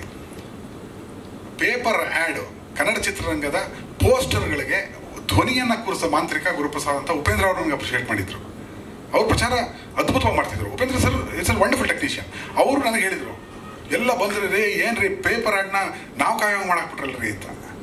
ನಾವು ಅವಾಗಲೇ ಮಾಡ್ಕೊಂಡ್ಬಂದ್ಬಿಟ್ಟಿದ್ದೀವಿ ಅದನ್ನು, ಆಯಿತಾ. ಈಗ ಸೋಷಿಯಲ್ ನೆಟ್ವರ್ಕ್ ಇದೆ ಅಂತಂದರೆ ಪ್ರತಿಯೊಬ್ಬರೂ ಜರ್ನಲಿಸ್ಟ್ ಈಗ ಆತ ಅನ್ಸಕ್ಕೆ ಬರೀತಾನೆ. ನಾನು ಅಪ್ಪು ಸರ್ಗೆ ಕನ್ನಡ ಪಾಠ ಹೇಳಿದ್ದೀನಿ, ಅಗ್ರಿಮೆಂಟ್ ಇದೆ. ಮೆಂಟರ್ ಟು ಪುನೀತ್ ರಾಜ್ಕುಮಾರ್ ಅಂತಿದೆ, ನನ್ನ ಹತ್ರ ಇದೆ. ಅದಕ್ಕೆ ನಂಗೆ ಒಳ್ಳೆ ಪೇಮೆಂಟು ಕೊಟ್ಟಿದ್ದಾರೆ. ಅದು ಇದೆ ಸುವರ್ಣ ಸಂಸ್ಥೆ ಕನ್ನಡದ ಕೋಟ್ಯಾಧಿಪತಿ ಕಾರ್ಯಕ್ರಮದಲ್ಲಿ ಒಬ್ಬ ಕಾಮೆಂಟ್ ಹಾಕೋನು ಒಬ್ಬ ಹಾಕ್ತಾನೆ, ಅವನು ಜರ್ನಲಿಸ್ಟು. ಕರ್ನಾಟಕ ರತ್ನಗೆ ಇವನು ಕನ್ನಡ ಹೇಳ್ಕೊಟ್ಟಿದ್ದಾನ ಅಂದ್ಬಿಟ್ಟು ನಾನು ಕೆಟ್ಟದಾಗ ಬೈತಾನೆ. ಈ ವರ್ಗವೂ ಇದೆ, ಅದರ ಇವು ನಮಗಿದೆ. ಸೊ ವರ್ಗ ಅಂದರೆ ಎಲ್ಲರೂ ಸಮಾನ ಮನಸ್ಕರೇ ಇದನ್ನು ಮೆಚ್ಚಿ, ಈತ ಒಂದು ಒಳ್ಳೆ ಏಮ್ ಇಟ್ಕೊಂಬಂದ, ಇದು ಹತಾಶ ಪ್ರೇಕ್ಷಕನಾಗಿ ನಾನು ಮಾಡಿ ತೋರಿಸ್ತೀನಿ ಅಂತ ಬಂದ ಮಾಡ್ದ ಅಂತ ಅಪ್ರಿಷಿಯೇಟ್ ಮಾಡಿ ಬೆಂತಟ್ಟೋದಿಲ್ಲ. ಕಾಲಿಳೆಯ ಪ್ರಯತ್ನಗಳು. ಇವನು ಊಟಕ್ಕಿಲ್ಲದೆ ರೋಡಿಗೆ ಬಂದಿನ ಆನಂದಪಟ್ಟು ಎಣ್ಣೆ ಹೊಡೆಯುವಂಥ ಪ್ರಸಂಗಗಳೇ ಜಾಸ್ತಿ. ನಾವು ಅದನ್ನು ಮೀರಿದ್ದೀವಿ, ಮಾಡಿ ತೋರಿಸ್ತೀವಿ. ಆನ್ಸರ್ ಸಿಗ್ತಾ? ಬೇಗ ಅರ್ಥ ಮಾಡ್ಕೊಂಡು ಕಲ್ತ್ಕೊಳಮ್ಮ. ಸರ್ ಇಲ್ಲಿ ಅದು ಅಲ್ಲ ಸಿನಿಮಾ ನೋಡಿ ನಿಮ್ಮ ಅದಕ್ಕೆ ಉತ್ತರ, ಅದೇ ಉತ್ತರ ತಾಯಿ. ಸಜೆಷನ್ ಬೇಡ. ನಿಮ್ಮ ಪ್ರಶ್ನೆ ಸಜೆಷನ್ ಬೇಡ ತಾಯಿ. ಬೇಕಿದ್ರೆ ನಾನು ಫೋನ್ ಮಾಡಿ ನಾನು ಸ್ಕ್ರಿಪ್ಟ್ ಮಾಡಕ್ಕೆ ನೀನೇ ಬಾಮ್ಮ ಅಂತ ಕರೆದು ಕೋಟಿ ಕರೆಸ್ತೀನಿ. ನೀವು ಬೇಡ ನನಗೆ ಕೇಳಪ್ಪ. ಇಲ್ಲಿ ಸಿಂಪಲ್ ಥಿಂಗ್, ಟಾಂಟ್ ಕೊಡೋದು ಇನ್ನೊಂದು ಮತ್ತೊಂದು. ನಾನು ಹುಟ್ಟಿದಾಗ ನನ್ನ ಕೈಯಲ್ಲಿ ಆಯುಧ ಇರಲಿಲ್ಲ. ಮೊಟ್ಟ ಮೊದಲ ಆಯುಧ ನಾನು ದುಡಿದಿದ್ದು ಮಠ, ಅದರ ಪ್ರೇಕ್ಷಕರೇ ನನ್ನ ಆಯುಧ. ಎದ್ದೇಳು ಮಂಜುನಾಥ ಇನ್ನೊಂದು ಆಯುಧ, ಓಕೆ, ರಂಗನಾಯಕ ಇನ್ನೊಂದು ಆಯುಧ. ನನ್ನ ಕೈಲಿರೋದು ಮಾಧ್ಯಮವನ್ನು ಆಯುಧ ಬಳಸ್ಕೊಳ್ಳೋದು ಬುದ್ಧಿವಂತಿಕೆನೇ ಹೊರತು ಸೋಷಿಯಲ್ ಅಂತ ಮಾರ್ಕ್ ಜುಕರ್ಬರ್ಗ್ ಮಾಡಿದ್ದಾನಲ್ಲ, ಮಾಡೋವರೆಗೂ ಯಾರು ಕೈಲಿಲ್ಲ, ಇವ್ರು ಮಾಡಲಿಲ್ಲ. ಅವ್ನು ಮಾಡ್ದ ಅಂದ್ಬಿಟ್ಟು ತಗೊಂಡ್ಬಿಟ್ಟು ಎಲ್ಲರೂ ಬೈದ್ಬಿಟ್ರೆ ನಾನು ದೊಡ್ಡವನು. ನೋ ಬೈದೊಂದು ದೊಡ್ಡವನಲ್ಲ, ಸಾಧಿಸ್ತೊಂದು ದೊಡ್ಡವನು. ಎಸ್, ಆನ್ಸರ್ ಇನ್ನೇನೋ ಇದೆಯಾ? ಅರ್ಥ ಆಗ್ಲಿಲ್ವಾ? ಅರ್ಥ ಮಾಡಿಸ್ಲಾ? ಈಗ ಒಂದಷ್ಟು ಜನರಿಗೆ ಟಾಂಟ್ ಕೊಡೋದು ಅಥವಾ ಯಾರ ಬಗ್ಗೆನೋ ಒಂದು ಕಾಂಟ್ರವರ್ಷಿಯಲ್ ಸ್ಟೇಟ್ಮೆಂಟು ಅನ್ನೋದು ಒಂದಷ್ಟು ವಿಷಯ ಬಂತು, ಅದಕ್ಕೆ ನೀವು ಉತ್ತರ ಕೊಡ್ತಾ ಇದ್ದೀರಾ. ಇಲ್ಲಿ ನೀವು ಏನು ಹೇಳಬೇಕು ಅನ್ನೋದು ಮಾತ್ರ ಸಿನಿಮಾದಲ್ಲಿ ಇದೆಯಾ, ಪ್ರೇಕ್ಷಕನಿಗೆ ಏನು ಕೊಡ್ಬೋದು ಅನ್ನೋದು ಇದೆಯಾ? ಇಲ್ಲ ಅಣ್ಣ, ಫಸ್ಟು ಸಿನಿಮಾ ಇದೆ. ಸಿನಿಮಾ ನನ್ನ ಮಾಧ್ಯಮ ಅನ್ನೋದಕ್ಕೆ ಆ ಮಾಧ್ಯಮನ ನಾನು ದುರ್ಬಳಕೆ ಮಾಡ್ಕೋತೀನಿ. ನಾನು ಆ ಥರ ಚೀಪ್ ಐಡಿಯಾಲಜೀಸ್ ನನಗಿಲ್ಲ. ಸಿನಿಮಾ ಅಂದರೆ ಅದು ಎಂಟರ್ಟೈನ್ಮೆಂಟ್, ಆಡಿಯನ್ಸ್ಗೆ ಬೇಸಿಕ್. ಮತ್ತು ಸಾಮಾಜಿಕ ಜವಾಬ್ದಾರಿ ಏನು ಅಂದರೆ ಆ ಕಥೆಯನ್ನು ತುಂಬ ಗಂಭೀರವಾಗಿ ಹೇಳುವಂಥ ಪರಿಸ್ಥಿತಿಯಲ್ಲಿ ತಲುಪಿಸೋ ಸ್ಥಿತಿಯಲ್ಲಿ ಅದನ್ನು ತುಂಬ ಸ್ಟ್ರಿಕ್ಟಾಗಿ ನಗಿಸ್ತೇನೆ ಹೇಳುವಂಥದ್ದು ಡಾಕ್ಯುಮೆಂಟೇಷನ್ ಆಗುತ್ತೆ. ಡಾಕ್ಯುಮೆಂಟೇಷನ್ ಉದ್ದೇಶ ಅಲ್ಲ. ನಾನು ಏನು ಹೇಳಬೇಕು ಅಂತೀನೋ, ಯಾರು ಟಾಂಟ್ ಕೊಡಬೇಕು ಅಂತೀನಿ, ಇನ್ನೊವ್ರಿಗೆ ಕೊಡಬೇಕು, ಅದಕ್ಕೋಸ್ಕರ ಇದನ್ನು ಬಳಸ್ಕೋತೀರಿ. ನಾನು ನನ್ನ ಆಯುಧ ಇದೆ, ಕೈಯಲ್ಲಿ ಲಾಠಿ ಇದೆ ಅಷ್ಟೇ. ಎಲ್ರಿಗೂ ಹೊಡ್ಕೊಂಬಂದಿದ್ದೀರಿ ಅಂತಲ್ಲ. ನೀವು ಸಿನಿಮಾ ನೋಡಿ ಗೊತ್ತಾಗುತ್ತೆ ಅದೆಲ್ಲ ತುಂಬ ಚಿಕ್ಕದು. ಎಸ್, ಒಂದೇ ಒಂದು ಸಿನಿಮಾದಲ್ಲಿ ನಾನು ಸಾಕಿ ಬೆಳೆಸಿದ ಹುಡುಗ ಒಂಡೆಲ್ಲ ಹೊಡಿತಾನೆ, ಅವನು ಬಿದ್ದ ಅಂತ ನಿಮಗೆಲ್ಲ ಗೊತ್ತಿರೋ ಖಂಡಿಸ್ಬೇಕಿತ್ತು. ಒಬ್ಬ ಪಾಪ ಅವ್ನು ಬಂದು ಮಾಡ್ತೇನೆ ಅಂತ ನೀವ್ಯಾರು ಖಂಡಿಸ್ಲೇ ಇಲ್ಲ. ಇದನ್ನು ಕೇಳಿ ನನ್ನ. ಓಕೆ ಗುರು ಸರ್, ರೀಕಾಲ್ಗೆ ಹೊಟ್ಟೋಗ್ತೀನಿ. ಒಂದು ಕಡೆ ಬರ್ದಿರ್ತೀರಿ ನೀವು, ಕನ್ನಡಾಂಬೆಯ ಋಣ ತೀರ್ಸೋದಕ್ಕೆ ನಾನೊಂದು 10 ಕನ್ನಡ ಸಿನಿಮಾಗಳನ್ನ ಮಾಡ್ತೀನಿ, ಆಮೇಲೆ ವರ್ಲ್ಡ್ ಕ್ಲಾಸ್ ಸಿನಿಮಾಗಳಿಗೆ ನಾನು ಎಂಟ್ರಿ ಕೊಡ್ತೀನಿ, ಆಸ್ಕರ್ ಲೆವೆಲ್ಗೆ ಹೋಗ್ತೀನಿ ಅಂತ. ಆ ಓಟ ಇನ್ನೂ ಜೀವಂತವಾಗಿದೆಯಾ? ಇನ್ನೂ ಸತ್ತಿಲ್ಲ ಕಣೆ, ಬದುಕಿದ್ದೀನಿ ಕಣೆ, ಉಸಿರಾಡ್ತಿದ್ದೀನಿ, ನಾಡಿ ಮಿಡ್ತಾ ಇದೆ. ಐ ಥಿಂಕ್ ನಿಮ್ಮ ಪ್ರಕಾರ ನನಗೆ ಆಯಸ್ಸು ಎಷ್ಟು ಕೊಡ್ತೀನಿ ನೀವು? ಎಷ್ಟು ವರ್ಷ ಬದುಕಿರ್ಬೋದು ಅನ್ಕೋತೀನಿ ರಫಾಗಿ. ದಿನ 2 ರೂಪಾಯಿ ಹೊಡಿತೀನಿ, ದಮ್ ಹೊಡಿತೀನಿ, ಚಿಕನ್ ತಿಂತೀನಿ, ಹೀಗೆಲ್ಲ ಇದೆ. ನನ್ನ ನೋಡಿದ್ರೆ 60 ಒಳಗಡೆ ಸರ್, 60 ಒಳಗೆ ನನಗೆ ನೋಡಿ ಕರೆಕ್ಟಾಗಿದೆ ಜಜ್ಮೆಂಟು. ನಿಮ್ಗೆ ಸತ್ಯ ಹೇಳ್ತೀನಿ, 51 ವರ್ಷ ನನಗೆ. ಏನಂದರೆ ಇವ್ರ ಲೆಕ್ಕದ ಪ್ರಕಾರ ಇನ್ನು 8 ವರ್ಷ ಬದುಕಿರ್ತೀವಿ. ಅಷ್ಟೊಳಗೆ ಏನು ಕಿತ್ತಾಕ್ಬಿಟ್ಟು ಹೋಗಪ್ಪ, ಇದ್ರೆ ಯಾಕೆ ಬರ್ಕೊಂಡೆ ಯಾವತ್ತು ಅಂತ ನನ್ನ ಖಂಡಿಸ್ತಾ ಇರೋದು ಅಣ್ಣ ಹೇಳ. ಒಂದು ಕನಸು ಕಟ್ಕೋತೀವಿ ಚಿಕ್ಕ ವಯಸ್ಸಲ್ಲಿ. ನಮ್ಮ ಮನೇಲಿ ತಟ್ಟೆ ಕಾಸು ಅಂದರೆ ನಮ್ಮ ತಂದೆ ಪುರೋಹಿತರು, ತುಂಬ ಒಳ್ಳೆ ವ್ಯಕ್ತಿ ನಮ್ಮ ತಂದೆ. ನಮ್ಮ ತಂದೆ ನೋಡಿದ್ದೀರಾ? ನೋಡಿದಿರಿ ರೀ, ಅವ್ರ ಅರ್ಧ ರೀ, ನಮ್ಮಮ್ಮನೂ ನೋಡಿದಿರಿ. ನೋಡೋಣ, ನೀವು ಈ ಆ್ಯಂಗಲ್ ನಿಮ್ಗೆ ಸಿಕ್ಕಿಲ್ಲ, ಇದನ್ನು ಹಿಡಿಬೇಕು ಸರ್. ನಿಮ್ಮಲ್ಲಿ ಅವರಿಬ್ಬರು ಅಂಡಾಣು ಮತ್ತು ವೀರ್ಯಾಣುವಿಂದ ನೀವು ಸಹ ಒಂದಿದ್ರೆ ಕರೆಕ್ಟ್ ಅಲ್ಲ ಉತ್ತರ, ಎಂಥ ಉತ್ತರ ಕೊಟ್ಬಿಟ್ಟ ಅಂತಿದ್ದೆ. ಅದನ್ನು ಬಿಟ್ಬಿಟ್ಟು ನೀವು ಈ ಆ್ಯಂಗಲ್ನ ಹಿಡಿಯೋದು ಕಲ್ತ್ಬಿಟ್ಟಾಗ ನನ್ನ ಕೆಲಸ ಸುಲಭ ಆಗುತ್ತೆ ಅಂತೀನಿ. ಇದಕ್ಕೆ ಉತ್ತರ ಕೊಡ್ತೀನಿ. ತಟ್ಟೆ ಕಾಸು ಅಂದರೆ ಒಂದು ಪೂಜೆ ಮಾಡ್ತಾರೆ, ಪೂಜೆ ಮಾಡಿ ಒಬ್ಬರ ಹತ್ರ ಹೋಗಬೇಕು, ಅದಕ್ಕೆ ಹಿಡಿದಾಗ ಅವ್ರು ಕಾಣಿಕೆ ಹಾಕ್ತಾರೆ. 1 ರೂಪಾಯಿ, 2 ರೂಪಾಯಿ, 5 ರೂಪಾಯಿ, 10 ರೂಪಾಯಿ, ಅವಾಗೆಲ್ಲ 20 ಪೈಸೆ ಕಾಯಿನೋ 3 ಪೈಸೆ ಕಾಯಿ ನೀವೆಲ್ಲ ನೋಡಿದ್ದೀನಿ ನಾನು. ಅದರಲ್ಲಿ ದೊಡ್ಡದೆಲ್ಲ ನಮ್ಮಪ್ಪ ಎಳ್ಕೊಂಬಿಡೋರು, ತುಂಬ ಜನ ಇರೋರಲ್ಲ. ನಾನು ಪಂಚೆ ಉಟ್ಕೊಂಡು ನಾನು ಕರ್ಕೊಂಡು ಹೋಗಿರೋರು. ಅಲ್ಲಿ ಹೋಗುವಾಗ ಅಲ್ಲೆಲ್ಲ ಮುಂದೆ ಕೊಟ್ಟು ಬರೋ ಅಂತ, ಯಾಕಂದ್ರೆ ಅವರೆಲ್ಲ 4 ಆಣಿ 10 ಪೈಸೆ ಹಾಕೋರು. ಇವ್ರಿಗೆ 1 ರೂಪಾಯಿ ಕಾಯಿನ ಹಾಕೋದೆಲ್ಲ ಫಸ್ಟ್ ಇವ್ರು ಕವರ್ ಮಾಡಿಬಿಡೋರು. ಅದು ಜೀವನಕ್ಕೆ ಬೇಕು ಅವ್ರಿಗೆ, ರೈಟ್? ನನಗೆ ಆ ಇದರಲ್ಲಿ ಆ ಟ್ರಾವೆಲಲ್ಲಿ ತೊಗೊಂಡು ಹೋಗುವಾಗ ಇರುತ್ತೆ, ನಾವು ಸುಮಾರು ಜನ ಇರ್ತಾರೆ ದೇವಸ್ಥಾನದಲ್ಲಿ, ಆ ಮದುವೆಗಳು ಅಲ್ಲಿ ಇಲ್ಲಿ. ಅಲ್ಲಿ ಹೋದಾಗ ಮತ್ತೆ 25 ಪೈಸೆನೇ ಎಗರಿಸೋದು. 1 ರೂಪಾಯಿ 20 ಪೈಸೆ ಬೇಕು ನನಗೆ ಒಂದು ಫಂಕ್ಷನ್ಗೆ. ಯಾಕೆ ಅಂದರೆ ವಾಣಿ ಥಿಯೇಟರ್ ಕನಕಪುರ ಇವತ್ತು ಇದೆ, ಅಲ್ಲಿ ಗಾಂಧಿ ಕ್ಲಾಸಲ್ಲಿ 1 ರೂಪಾಯಿ 20 ಪೈಸೆ ಒಂದು ಸಿನಿಮಾ. ಹಂಗೆ ಸಿನಿಮಾ ನೋಡಿದ್ವು ನಾವು. 1 ರೂಪಾಯಿ 20 ಪೈಸೆ. ಮತ್ತೊಂದು ತಂದೆ ಹೇಳಿದೆ, ಅಣ್ಣ ಸಿನಿಮಾ ಮಾಡೋಣ ನಡಿ ಅಂತಂದ್ರೆ, ಅಣ್ಣ ಅಂತ ಕರೀತಿದ್ದೆ. ಸಿನಿಮಾ ಮಾಡೋಣ ನಡಿ, ನಾನು ರಿಸರ್ಚ್ ಎಲ್ಲ ಮಾಡಿ ನಂದೇ ಆದಿದೆ, ಬೆಂಗಳೂರು ಹೋಗೋಣ ನಡಿ. ಸಿನಿಮಾ ಹೋದರೆ ಹಾಳಾಗಿ ಹೋಗ್ತೀಯಾ ಅಂತ ಆಶೀರ್ವಾದ ಮಾಡೋರು. ಮಠ ಚಿತ್ರಕ್ಕೆ ಮಠ ಅಂತ ಏನೋ ಮಾಡ್ತಿದ್ದೀವಿ ಅಂತವಾ, ಮುಗೀತು. ಒಳ್ಳೆ ಕೆಲಸದಲ್ಲಿದ್ದೆ, ಹಿಂದೂಸ್ತಾನ್ ಲಿವರ್ಲಿ ಒಳ್ಳೆ ಕೆಲಸ ಅಂದರೆ ರೆಗ್ಯುಲರ್ ಮಾಡಿದ್ದೇ ಮಾಡ್ತಾ ಇದ್ರೆ ಅವ್ರು ಖುಷಿ. ಸಂಬಳ ಬರ್ತಾ ಇರುತ್ತೆ, ಪ್ರತಿ ರೈಸ್ ಆಗ್ತಾ ಇರುತ್ತೆ, ಯಾವನ ಬಾಸ್ ಉಗಿತಾ ಇರ್ತಾನೆ, ಅದೆಲ್ಲ ಪರವಾಗಿಲ್ಲ. ಮಾಡಿದ್ದೇ ಮಾಡಬೇಕು ಇರಬೇಕು, ಅದನ್ನು ಜೀವನ ಅಂತ ಕರೆಯಲ್ಲ. ನಮ್ಮ ತಂದೆಯವರು ಹೇಳ್ತಾರೆ ಮಠ ಆಯಿತು. ಆಮೇಲೆ ಮಠ ಜನಕ್ಕೆ ಮೆಚ್ಚುಗೆ ಆಯಿತು. 163 ಆಟೋಗ್ರಾಫ್ ಪೇಪರ್ ಆ್ಯಡಿಂದ ನಾವು ಕೊಟ್ಟಿರೋದು ರಿಲೀಸ್ ದಿನ 10 ಕಾಲಿಗೆ ಎಣಿಸ್ಕೊಂಡು ಹಾಕಿದ್ದೀನಿ. ಸರ್ ಪೇಪರ್ ಆ್ಯಡಲ್ಲೇ ಮಜಾ ಕೊಟ್ಟರೆ ಅಂದರೆ ಥಿಯೇಟರ್ ಬಿಟ್ಬಿಡ್ತೀರಾ ಸರ್ ಅಂತ. ಈ ರೆಕಾರ್ಡ್ ಯಾವ ಡೈರೆಕ್ಟರ್ಗೆ ನನಗೆ ಗೊತ್ತಿಲ್ಲ. ಮತ್ತು ನಾನು ಪತ್ರಕರ್ತರ ನಿಮ್ಮೆಲ್ಲ ಅಂತ ಕೇಳ್ತೀನಿ, ಆತ್ಮೀಯನಾಗಿ ಅಜ್ಞಾನಿಯಾಗಿ ಆ ಪ್ರೋಮೋ ನೋಡಿದ್ರೆ ಅದರಲ್ಲಿ ಆ ಟಾಂಟಿಂಗು ಅದು ಇದು ಹಿಡ್ಕೊಂಡು ಕೂತಿದ್ದೀರಿ. ರೇ, ಪ್ರಪಂಚದ ಯಾವ ಚಿತ್ರದಲ್ಲಿ ಯಾವ ನಿರ್ದೇಶಕನೋ ನಾಯಕನೋ ತೋರಿಸ್ತಾ ಇರೋದೇನೋ ತೋರಿಸಿದ್ದೀನಿ ರೇ. ಒಬ್ಬರಾದ್ರೂ ಗುರ್ಸ್ತೀರಾ ಹೇಳಿ? ಏನೋ ತಾನೇ ಹೇಳ್ಬೇಕಾ? ಇವನೇನೋ ಮಾತಾಡ್ತಾನೆ, ಹಾಕೊಂಡು ಗುಂತೀವಿ ಇವತ್ತು ನಾವು ಯೂಟ್ಯೂಬಲ್ಲಿ ಅಂತ ಸ್ಕೀಮಿಂಗ್ ನೋಡ್ತಾ ಇರತ್ತೆ. ರೇ, ರೋಮಾಂಚನವನ್ನು ತೋರಿಸಿದ್ದೀನಿ ರೇ. ಯಾವ ಚಿತ್ರದಲ್ಲಿ ರೋಮಾಂಚನ ನೋಡಿದ್ದೀರಿ? ನಾನು ಇದುವರೆಗೂ ಸುಮಾರಾಗಿ ಡಿಕೋಡ್ ಮಾಡಿರೋ ಸಿನಿಮಾಗಳೇ ಒಂದು 2-3 ಸಾವಿರ 4 ಸಾವಿರ ಸಿನಿಮಾ ಇರಬೇಕು. ಡಿಕೋಡೆಡ್, ಜಸ್ಟ್ ವಾಚ್ಡ್ ಅಲ್ಲ. ರೋಮಾಂಚನ ಹುಟ್ಟಿಸೋದು ತುಂಬ ಕಷ್ಟ. ರೋಮಾಂಚನದ ಶಾರ್ಟು ದಯವಿಟ್ಟು ಪ್ಲೇ ಮಾಡಿ, ದಯವಿಟ್ಟು ನೋಡಿ, ಮತ್ತೆ ಮಾತಾಡ್ತೀನಿ.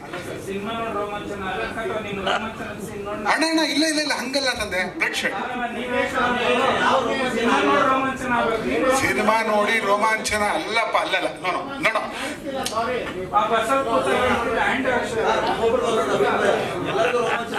ಇದಣ್ಣ, ನಿಮಗೆ ರೋಮಾಂಚನ ಇರಪ್ಪ. 1 ನಿಮಿಷ ಅಣ್ಣ, ನೀವೇ ಸರಿ ಕಣಯ್ಯ, 1 ನಿಮಿಷ ಇರಪ್ಪ. ನಾನು ಗೊತ್ತ, ನಾನು ಏನು ಹೇಳಿದೆ ಅನ್ನೋದು ಹೇಳ್ತೀನಿ. ನಾನು ಟ್ರೇಲರ್ ಓಕೆ ಕಳಿಸಿ ಸರ್, ನಾನು ನೋಡಿರೋ 2-3 ಸಿನಿಮಾಗಳಲ್ಲಿ ಆ ರೋಮಾಂಚನದ ಶಾರ್ಟ್ ದಯವಿಟ್ಟು ಕಳಿಸಿ ಸರ್. ಅಂದ್ರೆ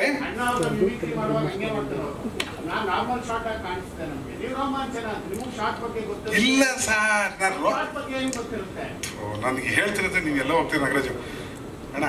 ಇಲ್ಲಿ ಒಬ್ಬ ಕಲಾವಿದನಾಗೂ ನಡೆಸಿರೋದ್ರಿಂದ ಹೇಳ್ತೀನಿ, ರೋಮಾಂಚನದ ಕೂದಲುಗಳು ನಿಂತ್ಕೊಳ್ಳುವಂಥದ್ದು ಇದೆಯಲ್ಲ, ಗೂಸ್ ಬಂಪ್ಸ್ ಅದರ ಶಾರ್ಟ್ ಅಂತ ನಾನು ಹೇಳ್ತಾ ಇರೋದು.